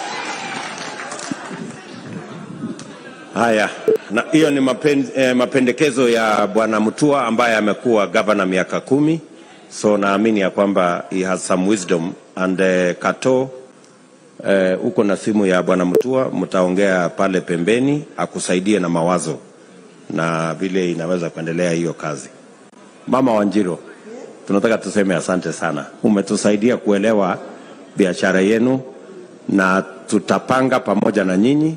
Number 1, vile tutawapangia soko na kujenga soko ili wale wanauza barabarani wapate mahali pa kuuza sokoni, mahali pasafi, penye maji, penye taa, penye vyoo na mahali iko hygiene ya kuuza vyakula. Namba ya 2, umesema tuwasaidie wakulima, tuwapunguzie gharama ya kuzalisha chakula. Si ndio? Ndio kila mtu aweze kuafford chakula. Namba ya 3, umetuambia tuwapatie pesa ya serikali, mnaumizwa na mashailok na watu wafuliza. Alafu jambo la 4, mmesema tupange ajira ya watoto wa Kajiado. Asante sana Mama Wanjiro. Thank you. Na ulisema pale mbeleni eti ulikuwa mdogo, saa hizi umezeeka. Mimi nataka nikuambia wewe bado uko mrembo sana.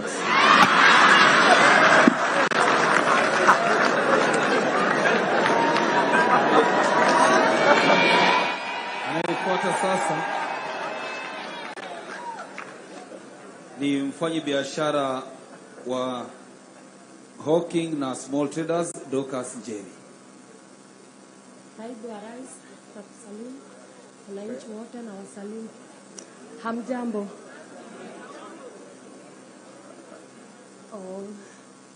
Mimi nafanyanga kazi ya hawking, nimeuza manguo kwa miaka 10 za watoto, naendea Gikomba. Hiyo jina ni Dorcas Njeri, Kajiado North. Mimi nafanya kazi ya kuuza nguo za watoto, hawking. Nikiwa nimesimama hapa naongelelea kuhusu hawking wote, wakarae, wa viatu, wa mabeseni, wa masahani, wa brangeti na wamama wa manguo wote, watoto wale wote wanauza manguo za watu wazima. Hiyo ndio naongelelea kuhusu. Bwana William Samoei Ruto, tumekuwa na shida sana ya manguo juu huko Gikomba kumekuwa na shida sana kuhusu mambo ya nguo venye zinatoka China zimekuwa wanasema zinakuja na bei kali sana. Wananchi wadogo sisi kama sisi wa bottom up tunafinyika sana. Haya, ukiangalia nikichukua hizo nguo na beba na pieces nakuja naanza kuzungusha, nauza nguo zangu, nimeendea nguo za 5,000 nauza kwa siku 3 ama siku 4.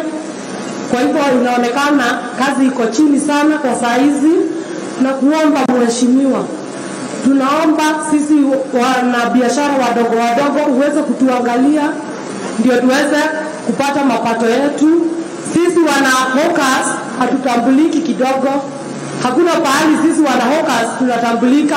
Ukiona kama ni wamama wa soko wako na vikundi, ukiangalia kama ni watu wa maduka wako na vikundi, sisi hatuna vikundi, hatutambuliki. Mimi kama mwana hawkers nikiingia kwa plot kuuza nguo, nauza nguo, tena anaanza kusema huyu mama anajifanya anauza nguo ama ni nguo zetu wanaokota, akiweka kwa gunia yake. Haya, wanaume bado wako na challenge, wanaume wenye wanauza vitu, akiingia tu kwa plot aanza kuuzia mama, unapata huyo mwanaume anaulizwa bwana huyu anakuja na muuliza wewe nini unamwambia bibi yangu, anamwambia bibi yangu anamuuzia manguo, si ati nilikuwa na maneno. Sasa William Samoei Ruto, sisi tuko na mashida, wana hawkers tuko na mashida hayareweki, tuko na mashida kabisa. Haya, ukiingia ni mimi Salim nimetoka Gekomba, nasema niingie kwa soko ya Kiseria. Saa zile tu nimetandika tumanguo twangu, ndio hao wanakanjo wanaanza kunikibisha, wanabeba na ngunia zangu. Mimi nikifika nyumbani watu wananiuliza mama umekuja na malizi. Sasa najibu mtoto nini na nguo zimeenda zote na kanjo. Tumekuwa na mashida sana. At least mtuangalilie mambo ya kanjo, muangalie mahawkers. Sisi mahawkers hata sisi tunataka kutambulika kama watu. Tukue sisi, hata sisi tuko na chama zetu, tuko na mambo zetu kama hawkers. Tunasema asante sana kwa kunisikiza. Thank you very much Dorcas. Asante sana Njeri. Nataka uelewe ya kwamba hawkers ni wafanyabiashara kama wafanyabiashara wale wengine wote.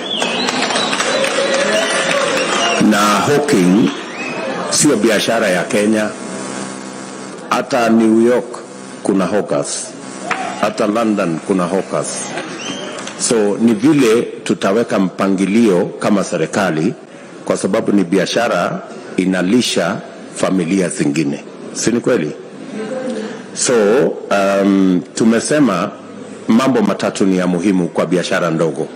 Jambo la kwanza, mahali ya kufanyia hiyo biashara.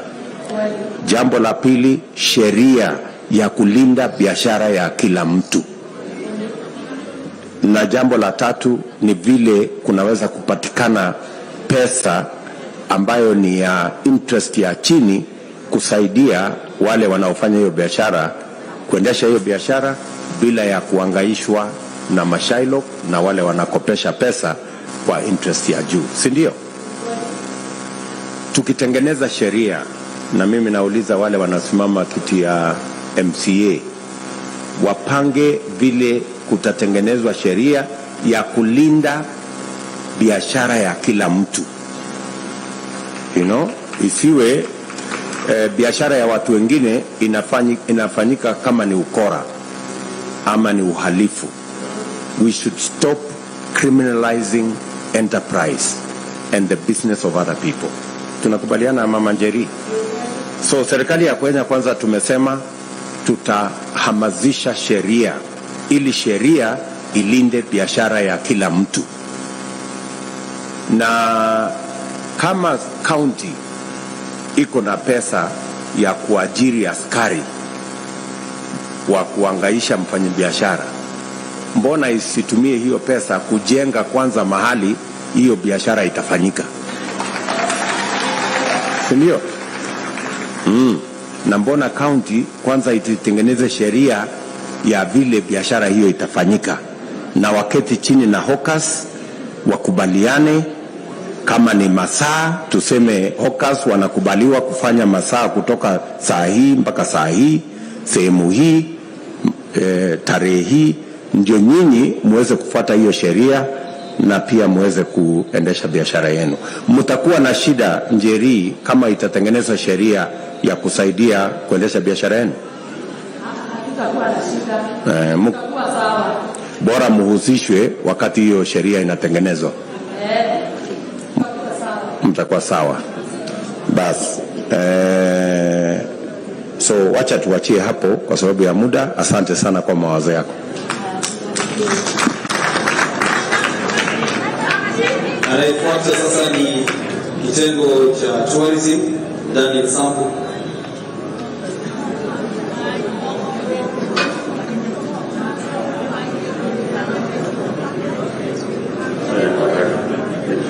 Your Excellency, nimekunyang'anya maite ikiwa maana ananilipisha ng'ombe imekuliwa na simba. Unaniambia lazima nikulipe. Lakini kwa ufupi, mimi naitwa Lesambu na kutoka Kajiado South na nafanya kazi kama kwa NGO na tunafanya mambo ya kuhifadhi pamoja na utalii.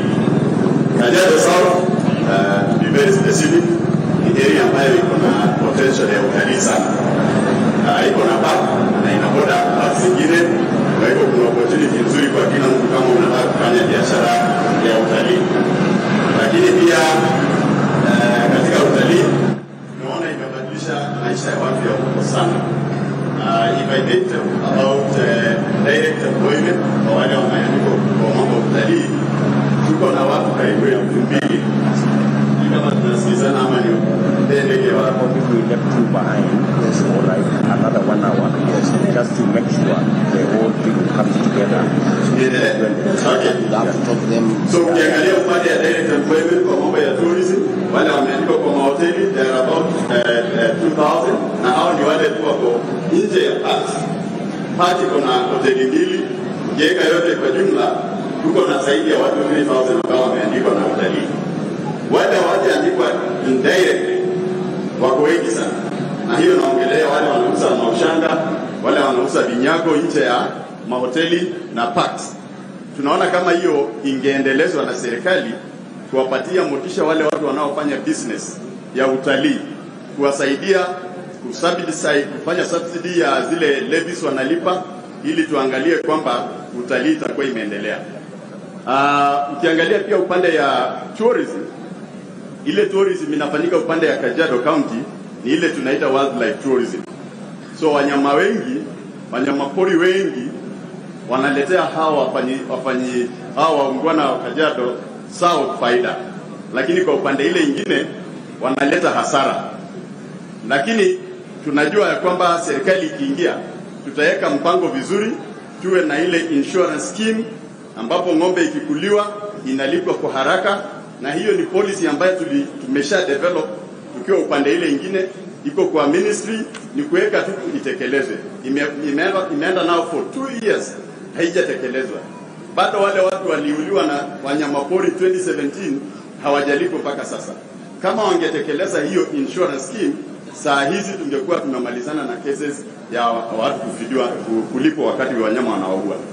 Pia ningesema tu kwamba saa hizi group ranches watu wamekatakata, na hiyo inamaanisha kwamba conflict ya wanyama pori na hizo mashamba zao, alafu waziondolewe, ndio tuangalie kama hiyo mgongano itakuwa imepungua. Ikifanyika hivyo, hiyo itakuwa vizuri sana. Kwa upande wa utamaduni, tuko na utamaduni ya juu sana, kila mtu anaadimaya vile tunafaa, lakini bila policy nzuri ya kuhakikisha kwamba tumehakikisha kwamba hakuna mtu anaenda kufaidia kwa ajili ya hii culture yetu, hiyo haitakuwa faida kwetu. Lazima tuweke mpango ya kupatent culture ya Kimasai, ya Kajiado, na itafaidi kila mtu. Kwa upande mwingine, tukisupport serikali ya Kenya kwanza, ikisupport hawa wananchi, najua kila pahali kuna wanyamapori, wakipewa support, capacity building, empowerment, hiyo yote, na wapewe fidia ya kuanzisha hata sehemu ya kuwekeza mambo ya utalii, watapata faida mingi sana. Hiyo sekta ya wildlife saa hizi iko na wafanyikazi hiyo kiasi sehemu kadogo, about 1,600, na ni sehemu ndogo sana.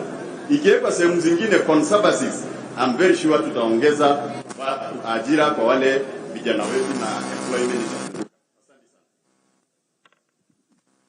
sana Bwana Sambu. So nikuulize, kwanza tunataka kuhakikishia kwamba serikali yetu ya Kenya kwanza tutahakikisha kwamba hiyo sheria ya kulipa fidia sheria. Ya pili, ningependa utusaidie kidogo na mawazo yako ukisawazisha ama ukilinganisha conservancy na mahali imewekwa hiyo biashara ya utalii ya wanyama pori na biashara ingine ya ufugaji, ni kani inatoa pesa zaidi? Hiyo lazima tufanye analysis vizuri, comparison igani inaleta income. But ukiangalia upande ya conservancy ilikuwa ni lazima tutafute njia ya kuweka conservancy because kuna wanyama pori na ni gold. Tunajua wote wildlife tourism ile pesa inaleta kwa GDP. So sio kitu ya kutusa na kusema hatutaki. Ukiweka conservancy utaziondoa mizigo zingine hata dogo kama hiyo ya employment. Community wenyewe watajipanga na waweke mambo ya employment. Kwa mambo ya grazing zitakuwa kama grassman. So mambo pia ya ng'ombe itakuwa imeangaliwa. Lakini ukiweka vizuri kama vile Narok saizi wameweka conservancies around the larger triangle. So inakuwa kama buffer zone. Inapunguza mpaka ile migongano ya wanyamapori na binadamu, na hiyo itakuwa faida tena. Lakini ukiangalia Samburu wameweka mpaka policy kwa county government, ambapo county government wanatoa mpaka pesa ya kusaidia wale communities wakae ndani ya conservancy. Asante. Wacha nimalizie hapo kwa sasa. Mimi nataka niwaombe ruhusa, bado tuko na wazungumzaji wawili watatu wengine ambao hatutaki kuwafungia nyuma. Asante sana Bwana Sambu. Ambao hatutaki kuwafungia nje. Deputy Captain wetu Mheshimiwa Rigathi Gachagua tunataka tumuache hapa aendelee na hii mkutano, na Mheshimiwa Kuria waendelee na hii mkutano. Sisi wengine wachache tutaenda kuendesha ile mkutano ingine iko huko Taita Taveta County. Kwa heshima kubwa nataka nimuulize ndugu yangu Moses Wetangula awasalimie kwa ufupi, alafu Mheshimiwa Musalia nimturuhusu, alafu mkutano uendelee kwa sababu hii mkutano ni ya muhimu sana kwetu.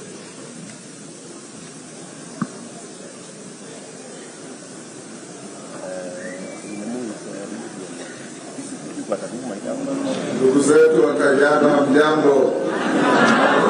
Hamjambo tena. Mimi nina furaha kubwa sana kuwa hapa na kushirikiana na nyinyi kwa mambo yanayohusu uchumi wetu. Tumeandamana na David President ambaye ni rais wetu anayeingia tarehe 9 mwezi wa 8.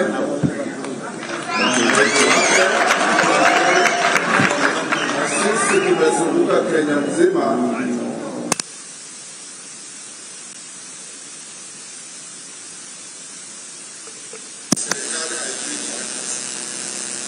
nimeketa hapa kusikiza, nimeona wafanyabiashara wadogo wana shida ya credit, ndio wanakimbia kwa Shailo, ndio wanajaribu kuuliza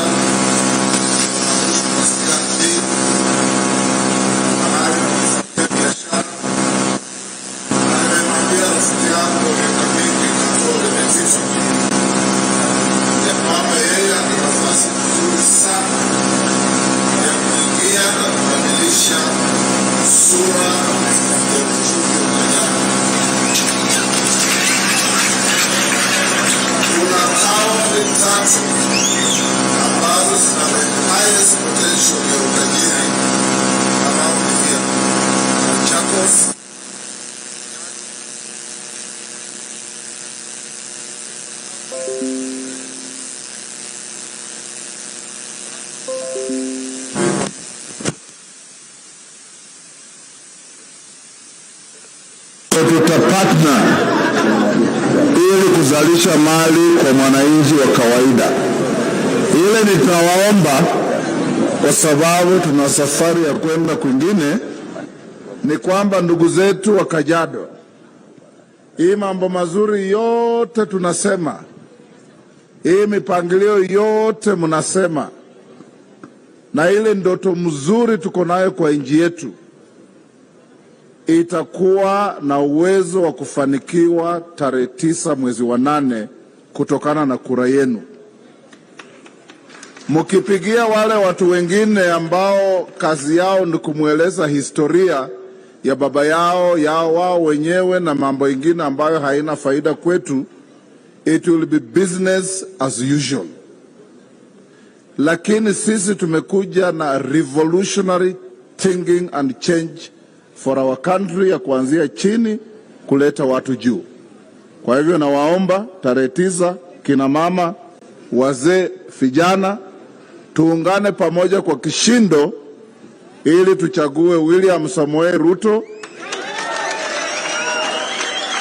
na timu yetu ya Kenya Kwanza.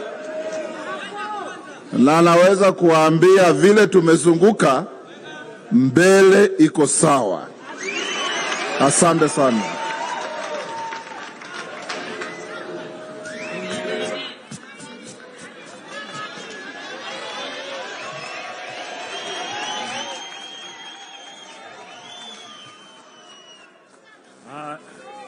Haya, asante sana. Habari ya Kajiado? Asante sana. Mimi sitanena marefu. Mimi ni kudhibitisha tu kwamba tuko kitu kimoja, na tarehe 9 mwezi wa 8 tunatarajia uamuzi wa Kenya uwe uamuzi wa kikamilifu. Hatutaki nusu-nusu, si namna hiyo? Hatutaki wale wanapenda kwenda kotini wapate nafasi ya kwenda kotini. Tunataka tushinde kwa raundi ya kwanza, tumalizane kabisa. Kwa hivyo tunaomba mtusaidie pale. Si namna hiyo? Candidate wetu ambaye anapeperusha bendera ni William Samoei Ruto. Na tunahitaji governors wa Kenya Kwanza, tunahitaji wajumbe wa Kenya Kwanza, tunahitaji MCAs wa Kenya Kwanza. Hawa wote na wajumbe tunawahitaji. La mwisho, labda wale wataendesha mkutano baadaye, nilikuwa nataka niulize swali kidogo kuhusu Kiserian Dam. Kwa hivyo kwa upande wa maji, kwa hivyo najua wakati deputy wetu Mheshimiwa Rigathi atakuwa hapa, labda yule ambaye ana ujumbe wa mambo ya Kiserian Dam na mambo ya maji aeleze ile hawa washike vizuri, kwa sababu hilo ni jambo la muhimu sana. Asante sana, tuwe imara na sisi ni Kenya Kwanza. Asante.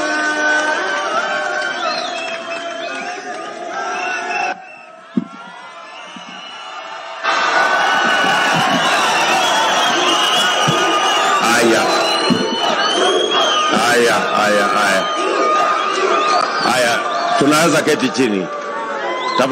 Tafadhali tuketi chini kwa hizi viti, tuko na viti nyingi. Wale wangwana mnasimama huko, tafadhali tuketi chini. Kila mtu apate nafasi ya kuketi chini. Tuketi. Asante sana. Bas, wananchi wa Kajiado County, tumepata nafasi mzuri sana. Tumeketi hapa kama masaa 3. Tumewasikiza kwa makini na mumeongea na hekima ya juu sana. Wale wote ambao mumezungumzia sectors mbalimbali, tumepata kuelewa zaidi ya vile tulikuwa tunafikiria. Tumepata kuelewa changamoto za dairy ambayo inaendeshwa sana na kina mama sehemu hii. Tumepata kuelewa ya kwamba hata kugawa mbegu ya ng'ombe inahitaji mpango. Bure kuna watu wengine watakosa kwa sababu ya hali ya desturi na mila ya sehemu hii. So haya ni mapendekezo ambayo hayangepatikana katika kitabu chochote ama haingepatikana mahali popote.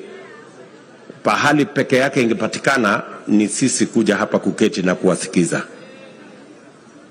Mumetueleza ya kwamba hata ile mpango tuko nayo ya pale KMC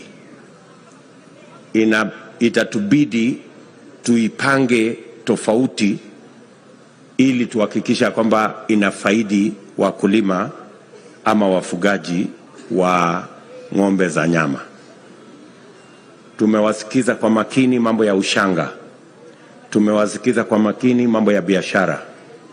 Tumewasikiza kwa makini mambo ya mahitaji ya pesa ya kupanga biashara na vile mashailoks na wale wengine wanawaumiza wale wanaotafuta kufanya biashara wakitafuta credit. So haya ni mambo ya muhimu sana kwetu.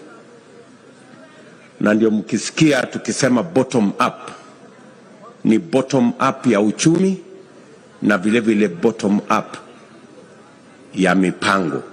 Tuanze na huku chini na kila mwananchi apate nafasi ya kusikizwa. Tumesema ya kwamba mwaka huu tunamaliza kiburi na madharau. Kila mtu awe wa maana katika taifa letu la Kenya. Kusiwe na Wakenya viwango. Ati huyu ni Mkenya kiwango hii, ule ni Mkenya kiwango ingine. Sisi wote chini ya sheria na katiba ya Kenya tuko sawa. Na maoni ya kila mtu ni ya muhimu. There is no right or wrong. These are suggestions, these are ideas, and we need a hybrid of all the ideas so that we can get the correct diagnosis and the correct solution for the challenges we face as a nation. Si namna hiyo? So mnakubali tuendelee namna hiyo, sio? Kwa sababu tumekubaliana hii mkutano ni ya muhimu sana.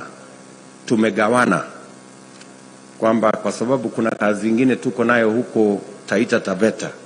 Tumekubaliana wenzetu wengine wakiongozwa na deputy wetu Bwana Rigathi Gachagua watabaki katika mkutano huu, ili na hawa professionals wetu wote watabaki hapa na nyinyi mpaka mseme yale mambo yote mko nayo kwa mipango, kwa priorities na kwa mambo ya uchumi ya Kajiado mtamalizia. Alafu sisi wengine twende tufanye ile mkutano ingine, lakini mimi nataka niwahakikishie ya kwamba yale mambo yote mmesema hapa tutayaweka katika mkataba ambayo tutaweka sahihi na watu wa Kajiado, kwamba tarehe 10 tukianza implementation kwa mapenzi ya Mungu, tunajua pale Kajiado tunaanza na jambo hili, ikifuatwa na hili, ikifuatwa na hili, vile tumekubaliana na nyinyi. Tumekubaliana jameni? So mimi nataka wale wote mmesimama, tukiondoka mketi chini. Tunahitaji maoni yenu na tunahitaji mawazo yenu na tunahitaji mapendekezo yenu ili tuweze kutengeneza Kenya ambayo itatufaa sisi wote. Namna hiyo. Kwa hivyo asanteni sana, mtatupatia ruhusa. Sasa Mheshimiwa Rigathi Gachagua, you take charge of this meeting until you bring it to a meaningful conclusion in the best interest of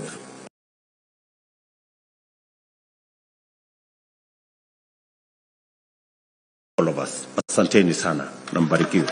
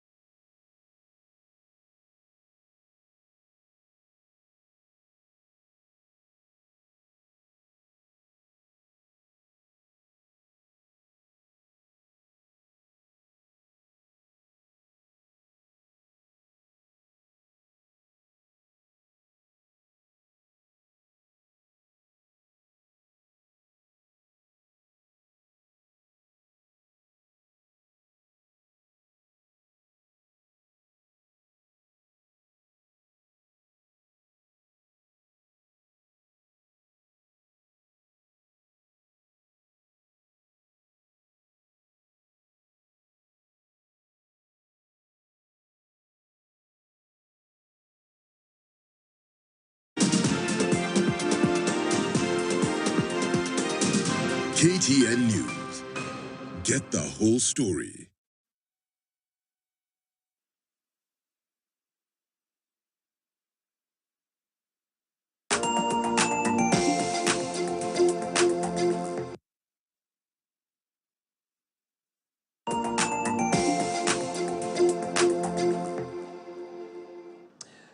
Hello, good morning, wakey wakey. It's another beautiful day. It is the 11th of May 2022, and I'm glad that you're joining us today on Global here on Morning Prime. My name is Dibala Ainer, and we welcome you to the show today. We have an interesting, packed show today looking at what is happening on global affairs, of course, looking and following keenly on what is happening at the war that is ongoing in Ukraine, and giving you details of the latest development there as well, and also give you the latest development from UK, where the Queen missed the state opening of Parliament, and of course we'll give you the details of that much later in the course of the program.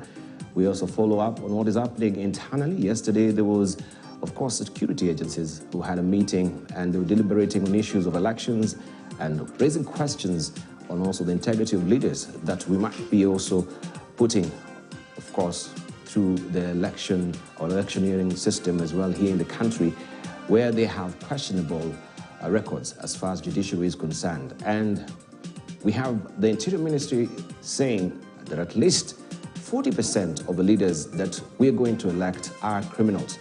What does that really portend as far as security is concerned in this country? We shall be teasing out that much later in the course of the program, also following what they're saying, that is the security agencies, as far as the Yala killings is concerned. But more importantly is a correction that we want to make that we had on last week's show. A panelist participating in this program made inaccurate and disparaging remarks about the president of South Sudan, His Excellency Salva Kiir Mayardit, who had visited Nairobi to condole with Kenyans following the death of former President Mwai Kibaki. The remarks fell far below high ethical standards of journalism that we espouse here as a station, and that the station has over the years set for itself. KTN News takes this early opportunity to unreservedly apologize to President Salva Kiir, the government, and the people of South Sudan for this unfortunate incident. The Standard Group is committed to the practice of factual, ethical, and high standards of journalism, and hereby assures the President and the people of South Sudan that this is what they must expect from us. Thank you very much. Right, we continue pace with the conversation here. We shall also just give you the latest from the dailies today. We have a panelist already set in studio with us this morning. I'm joined by Dr. Hassan Kanenje, who is the director at the Horn Institute. Also, we have Professor Noah Midamba, who is an expert on foreign policy and defense. We do also have with us this morning Ahmed Hashi, who is a senior governance and policy analyst as well as seasoned analyst of the Horn of Africa issues. Also, we do have with us as well Professor Peter Kagwanja, who is the CEO of Africa Policy Institute. Right, I just want to give introductory remarks to them and hear from them as well. Dr. Hassan Kanenje, good to see you. Good morning. Good morning, and good morning to Kenyans who are watching today. I think my opening remarks will be to say congratulations to our boys and girls who did us proud this weekend, and we showed the world that we've arrived in athletics, especially in the short sprints, and that I think we are more deserving when it comes to hosting the 2025 World Athletic Championships. And I think all Kenyans should rally behind the government to ensure that Kenya hosts the next World Athletic Championships in Nairobi. I think it's going to be the first time an African country is doing that, and Kenya, as an athletic giant, is more deserving. Fantastic. Professor Noah Midamba, good morning. Good to see you. And thanks for having us. I'd like to echo what my friend Kanenje said. There is something called externalities, and that is what we're known for. And what we're known for is sport. And sport will bring employment incredible to the youth of this country and will make harmony so that we can work together for the betterment of this country. So we need to take sport very seriously. All right, and of course that is the only constituent that brings Kenyans together, and we feel a spirit of cohesion at the end of the day. No question. At least also, in light of where the country is heading, as far as the election is concerned, we can see the widening chasm and tensions also rising at the end. We have sports that can sometimes really pacify and mollify some of these rising tensions at the end of the day. Professor Peter Kagwanja, good morning, good to see you. Good morning, good morning. It's interesting that the two colleagues of mine are interested in sports. I didn't imagine Noam Idaba would be such a great fan of sports, but I can understand. Today I think it's a very interesting day for me because I have to live here and go and condole with one of my colleagues who has lost her mother, Diana Wairimo, there at Maragua. Incidentally, that was my standard 1 teacher. She taught me in class 1. Therefore, I felt obliged to go and say bye-bye to Mwalimu Pamela. And I think that's my day today. Sorry for that. Of course, our deepest sympathy and condolences as well. And let me also rope in Peter Biarajak all the way from Washington, D.C. Good morning to you, Peter Biarajak. Good morning, Dubal. Good morning, all of you. It's really wonderful to join you this morning. Thanks for having us. Right, thank you very much. And also a lot is happening on that particular front. We know there is the statement that is coming from White House in regards to the Victory Day in Russia as well, saying that Putin is being revisionist. We shall also look at that much later in the course of the program. But what do you know on that particular front? There is also a new White House speaker who is incoming from the black community. Yes, Green Jean-Pierre. She is really a wonderful person. I actually had a chance to know her a little bit when she used to be the national spokesperson for the MoveOn.org. She's a brilliant young lady, and I'm quite excited to see her tenure as the press secretary. But yes, indeed, the Victory Day speech has rattled a lot of people here in Washington. It was filled with a lot of concerning statements. So I'm looking forward to diving into that a bit later. All right, thank you. Okay, well, before we buckle down to our papers this morning, we just want to put a perspective on the issues of the Yala killings, where I had mentioned earlier that there was the security agencies that met yesterday.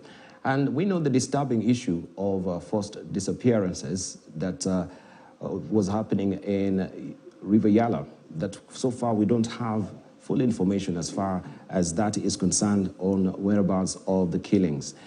That disturbing issue, the subsequent deaths of that topped the agenda during the meeting of top government officials and the agencies met yesterday in Naivasha. And the Director of Public Prosecutions, Nordin Haji, said the recent discovery of at least 30 bodies in River Yala had tainted the image of Kenya's criminal justice system, and hence the need to address the issue. Haji also added that this had further strained the relationships between the agencies and the public, who now feel that the former could be involved in perpetrating the heinous acts. Among those who attended the annual National Conference on Criminal Justice Reforms were Interior CS Dr. Fred Matiang'i and Chief Justice Martha Koome, among others. We begin, of course, our conversation here with Alan Ochanda's report. It was during the annual National Conference on Criminal Justice Reforms held in Naivasha Tuesday, where the Director of Public Prosecutions, Nordin Haji, registered his displeasure with the image of the criminal justice system in the eyes of the public. Haji terming as unfortunate incidents of forced disappearance, specifically the most recent where 30 bodies were retrieved from River Yala 2 months ago, as ones that erode gains made in the sector. The increasing cases of victim families decrying enforced disappearances, for example, and the River Yala situation is also evidence of a criminal justice system that is critically violating the rights of the accused. It is instances such as this that breed great distrust in criminal justice actors from the public. As such, we are perceived as the sources of insecurity rather than beacons of protection, law, and order. This perception undermines the rule of law and goes against the tenets of democracy. The DPP further blaming the incidents for the strained relationship between the public and the actors in the sector, as the former feel the latter have turned against them instead of offering protection. Watertight evidence is critical in the pursuit of justice, but the DPP says in some instances, those tasked with gathering evidence carry out shoddy jobs and even acquire it arbitrarily. This, he says, may be inadmissible.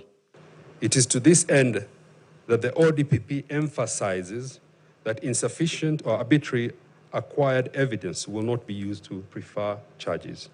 It is concerning that instances of mishandled evidence are becoming increasingly pervasive. We have observed instances where the evidence presented to us is limited, has been altered, or has been acquired through improper procedural processes.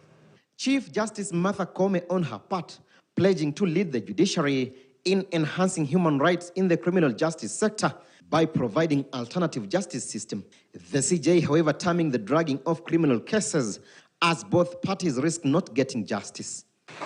The idea of having criminal cases in our system for 10 years, 5 years, it's really a matter of concern for all of us.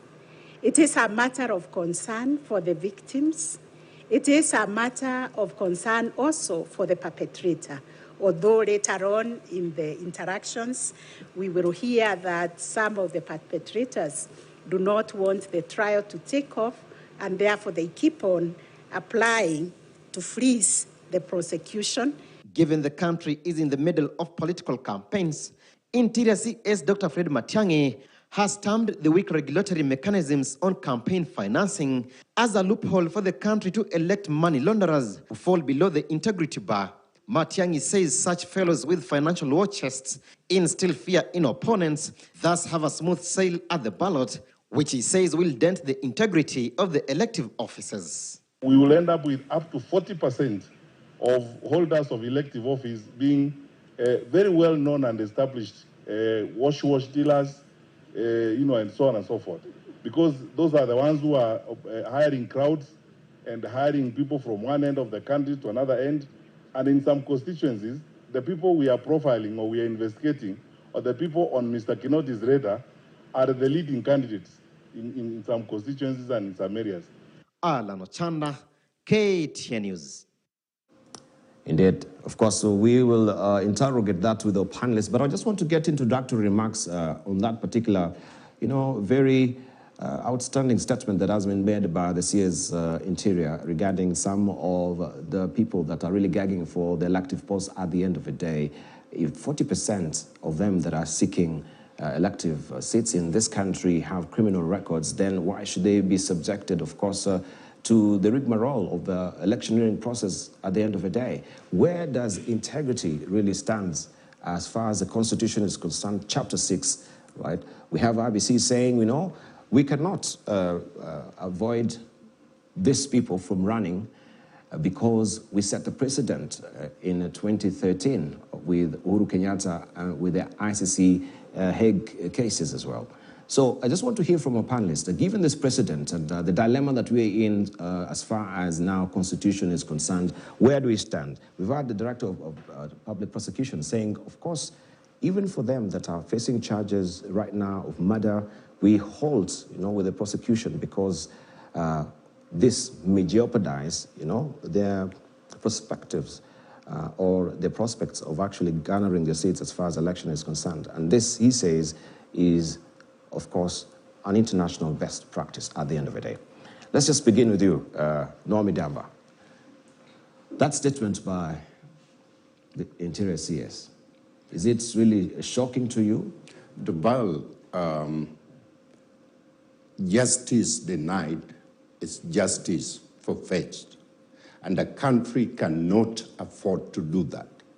A country must be able to separate criminals against normal citizens.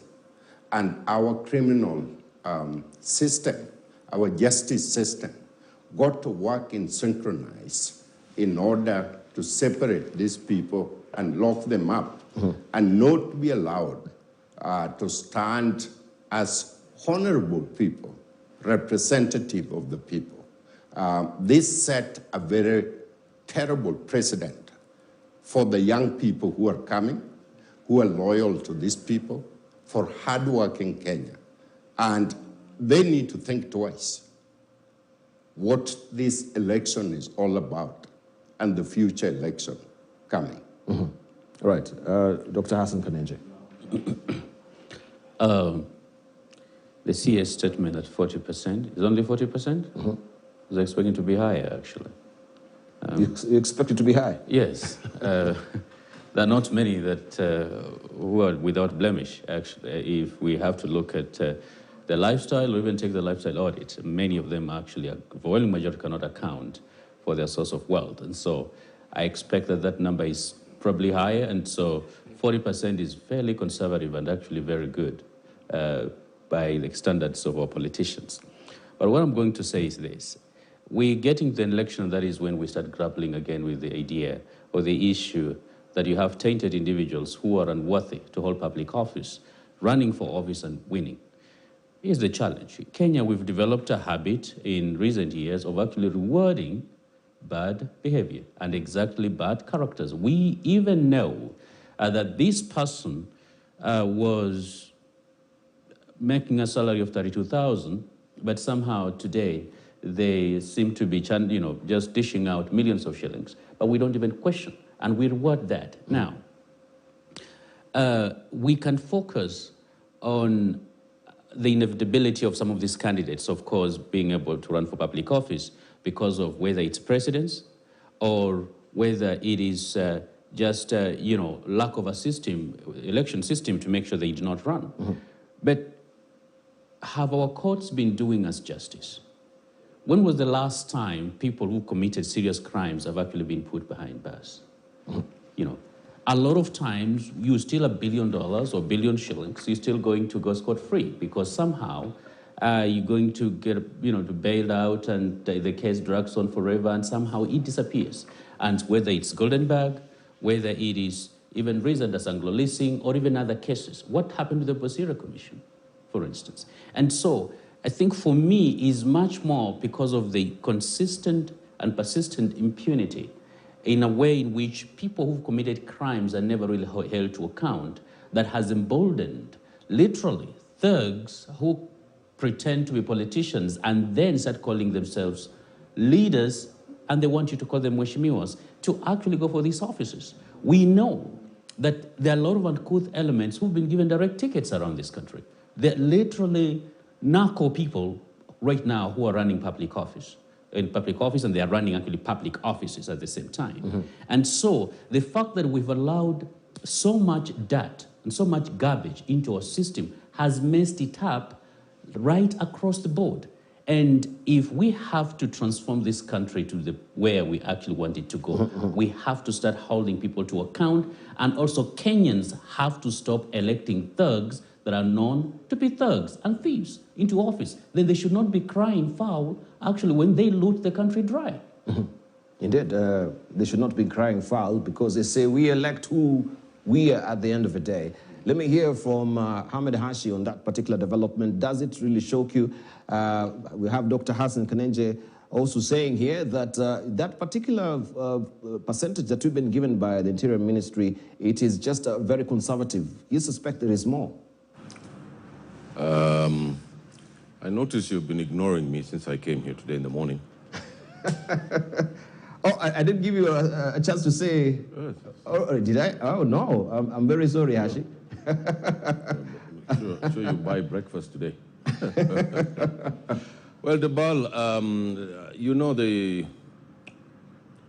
Debal, that this issue, even a standard 5 child here in Kongoni Primary School knows that drugs, laundered money, and all kinds of evil things are in our political system.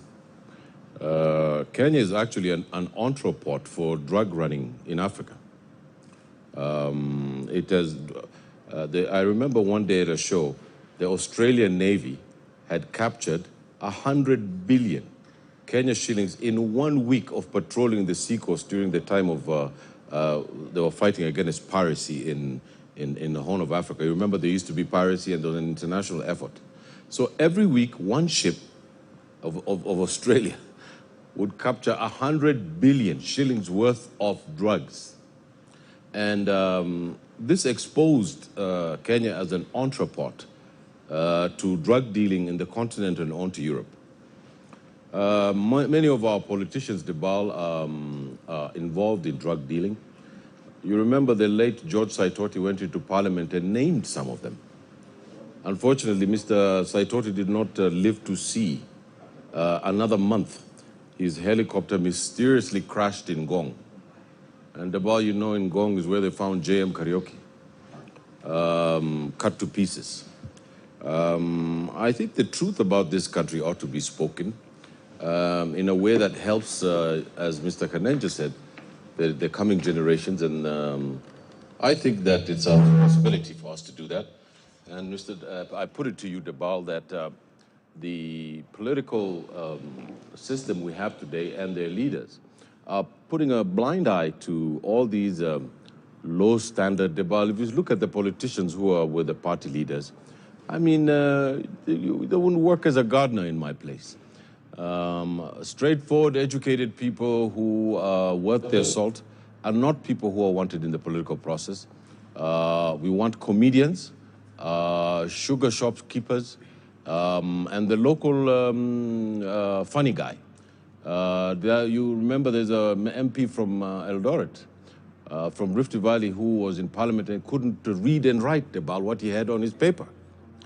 And this is the political system of keeping control over these fools in a way that they follow orders and they're disciplined and they don't have oversight over any of the political process in this country. Debal, you can see the secretariats that are being built up. There are people in these secretariats who have a criminal record, criminal record. Civil servants who have criminal records, who are caught stealing money, and they're serving in these secretariats. They're going to go into the government. And then what's going to happen? They're going to do the same looting.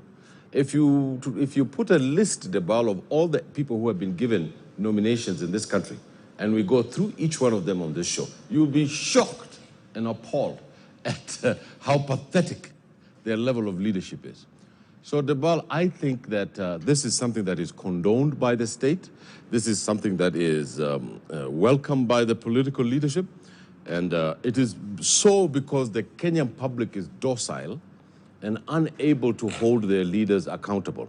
The day that the Kenyan people have 5 million to 6 million people demonstrating and shutting down the city, not because someone called for a strike, but because it's a popular uprising against corruption and lack of proper leadership, then we will have some kind of forwardness and transparency in our republic, Debal. Thank you, thank you. All right, don't you think also it's unfortunate for you to say they're fools? They are fools. Why do you say so? Fools. Because most of them failed their Form 4s and their Standard 7 or CPA. Does that warrant anyone to be called a fool? If you can't do an examination and you fail, you're a fool.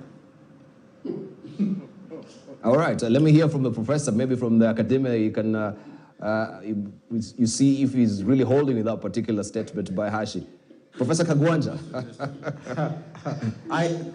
But he's measuring, the intelligence of a person at the end of the day. There are people who they're not really good academically, but of course they also prospered in other fronts as well. So intelligence quotient is just not really measured through academia at the end of the day. There's so many aspects of intelligences, isn't it?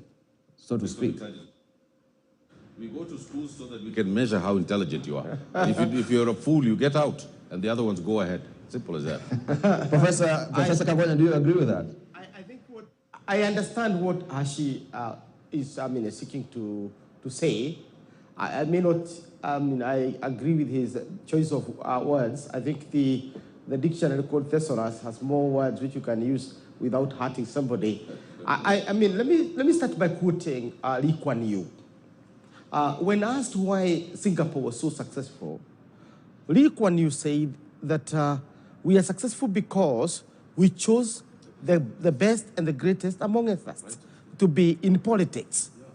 And therefore, he warned that if you choose jokers, cranks, and charlatans as your leaders, then you'll pay for it. It is garbage in, garbage out. So, and I don't think Kenya has any choice other than basically recognizing the fact that if you have committed yourself to pursue a capitalist system where people are supposed to make profit, then you must uphold the highest standards of moral integrity. What that means simply is that if you don't have moral integrity in a capitalist system, you have institutionalized a den of robbers. That's simply it. And therefore, what we have observed in Kenya from the 60s, it is not from today, is a kind of an incremental growth of this element of criminality in our leadership. We try every season of election to ensure that we highlight these things, but the power elite seems to be comfortable with the crooks. Why do I say so? Because it is the crooks that they prefer as partners. And one must begin to see the correlation between fundraising for campaigns and the appetite for criminals as your partners. I was personally shocked when I went to Murang'a and found that just by uttering the term KEMSA, I cannot get a ticket from Jubilee. Just that. Yes. You can't. And by the time I entered the campaign as senator, there were about 70 articles in the newspapers about the theft. And then people started, oh, Professor Kagwanja is politicizing. He's saying, you have 70 articles and about 10 YouTube videos on KEMSA. And last Sunday, IMF, called on Kenya to probe the 17 billion. Yet, somebody want to pin it on Professor. Why? Because we are supposed to have a code of silence on this. We are supposed to have a code of silence on public theft. We are supposed to have a code of silence as readers on who stole and who did not steal. What kind of capitalism are we trying to entrench in Kenya? What ethos are we teaching our young about our society? We must aspire to hold the highest values for our system, and that is the way we can call upon our children, this and next generation, to be great Kenyans. Remember Thomas Sankara. He was so abhorred, so unhappy with corruption in his country that he actually renamed his country, so that he can remind his fellow citizens that every day you must aspire to be great. They used to be called Upper Volta. He called them Burkina Faso, meaning the land of upright people.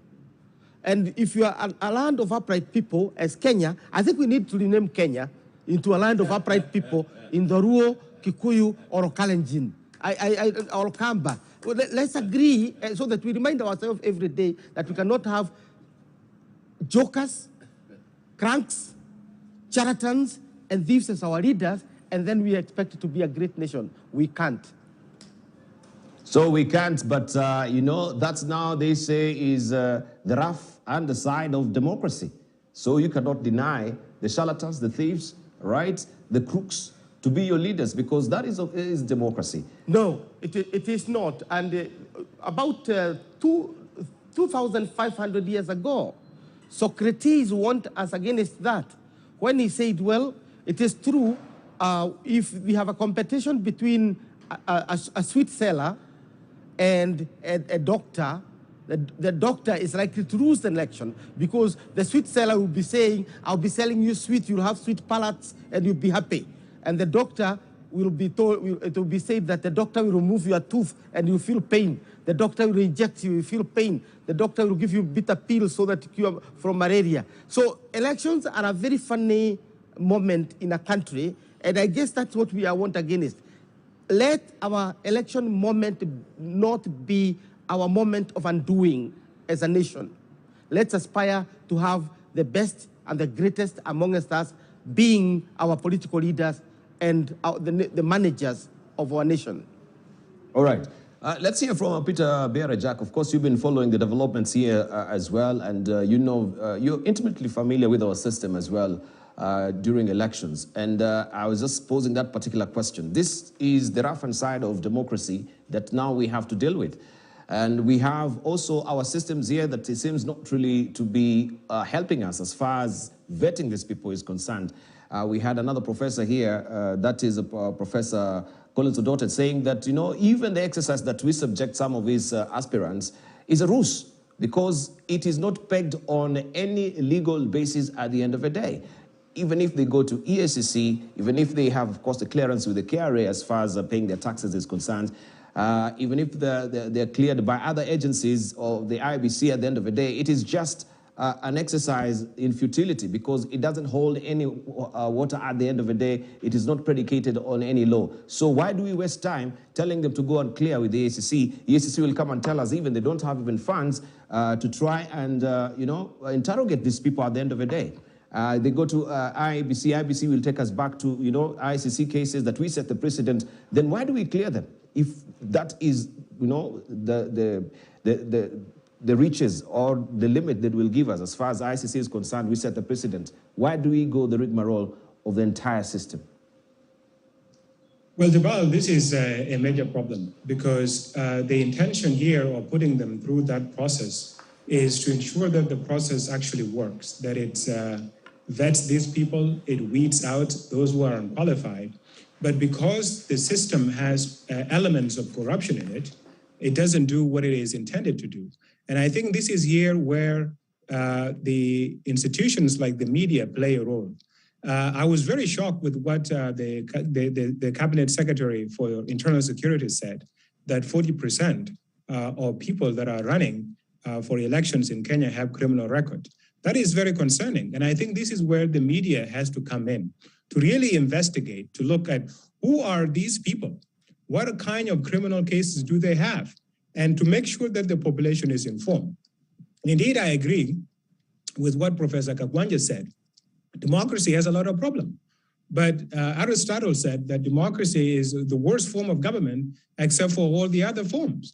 And the reason why that is the case is when you inform the public and the public knows the true nature of this individual, because it can't just be about policies. And it's the same debate that is happening here in the United States, particularly since Donald Trump. You will hear people say that Trump is crazy and he say all these terrible things, but he has great policies. Yes, policies are important in a political debate, and definitely they matter a lot because they determine the future of the country. But at the same time, the character of leadership matters. Absolutely the most important thing, because through leadership, this is where the society gets its values and its norms. Citizens look up to the president of the country. They look up to the members of the parliament. They look up to who is in the cabinet. And this is where they draw their values. So when you put in criminals, people who are charged with murders, people who are thieves, who are stealing public resources, who are squandering the future of the country, who are selling country resources in advance and leaving the future generation with nothing, then you have a problem. So this is why character really matters. And the only way in which character can become central part of the debate is by having the media to do its job and inform the public. It's a good thing that in Kenya you have a free media. As far as we are concerned in the region, Kenya has the best media that we have. You guys have to do an excellent job of investigating these leaders. How do they spend their time? Are these leaders, are they genuine people? How do they behave in private? Because the way they behave in private will sooner or later become how they behave in public. So it can't just be about the vetting processes that have been set with the IEBC and the Integrity Center and all of that. It has to go beyond that. And it has to involve the citizen and change this culture of people keeping quiet, that somehow leaders cannot be criticized, and that their private behavior is not relevant to the public debate. It is very relevant, and the public has to make sure that the population is informed, and media has a role to play in this process. So is the system failing us at the end of the day? And I want to come to you, Dr. Hassan Kanenjin, just ask you that because the Daily Nation also yesterday had a very interesting headline, if we may just show it, and it was covering this particular story that we're talking about. I think also 2 weeks ago we had the Star running the same concept, where we had also the CS reiterating the same fact that 40% of the people who are gagging for elective seats in this country have criminal records. This is what it was on the front page of the Daily Nation yesterday. The undesirables, and we have some of their faces here. Integrity IBC say its hands are tied by legal precedents in the Kenyatta Ruto case. If my director may just pick up that so that we may read on together. They face court case after court case, have integrity questions hanging over their heads. Some are even battling murder charges in court, while others have been impeached for impropriety and misuse of public funds. But this comes straight from the French playwright Victor Hugo's. This is Les Miserables, as they say it in French, forgive my French here, is gunning for elective posts. And if it has its way, it will be on the ballot in August. Here, the personification of everything that was wrong with the application, or more appropriately, the misapplication of Chapter 6 of the Constitution. We'll try and just beam that out for you so that you can see also some of the faces that were displayed there on the dailies yesterday. That this is the Daily Nation, some of the legislators that are facing, of course, criminal charges in courts so far. But I think now it puts back the Chapter 6 into perspective.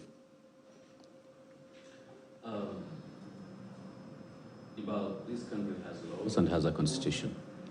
And there are a number of things that it states clearly on what should and what should not be done.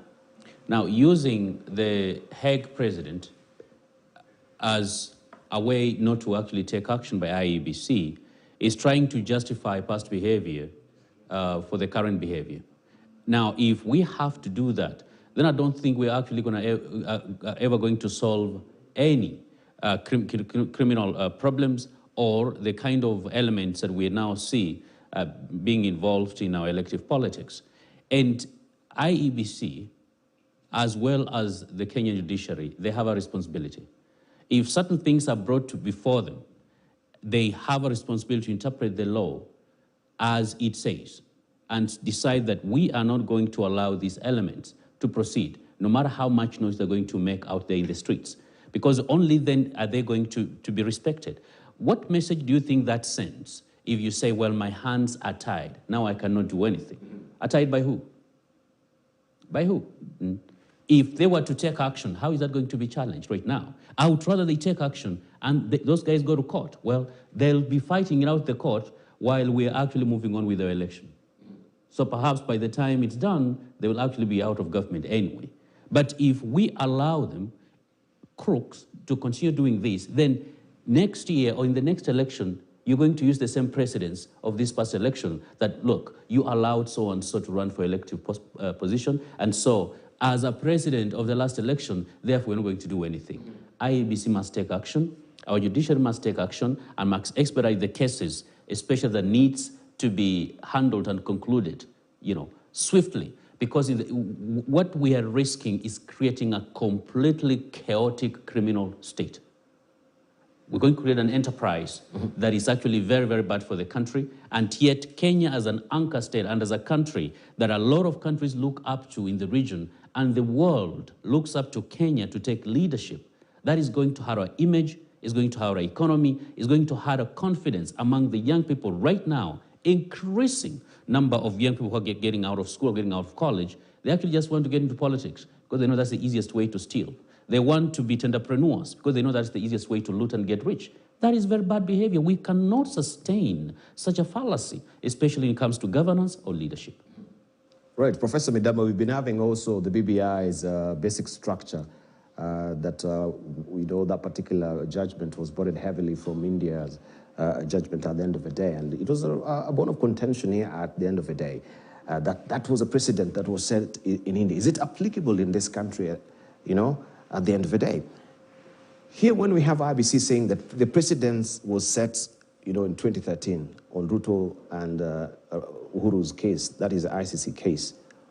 Are we setting also the stage, as Dr. Hassan Kanenje is saying, for other legislators to be pointing this particular finger? Why did we let criminals, so to speak, right, who, though they went through the court processes, as it were, but, you know, there were charges, criminal charges that were hanging over them, to go through, you know, the rigmarole of the system, yet they were tarnished. And so now we've set the precedent. Then how do we come out from it? Because that cannot be an excuse. The democracy cannot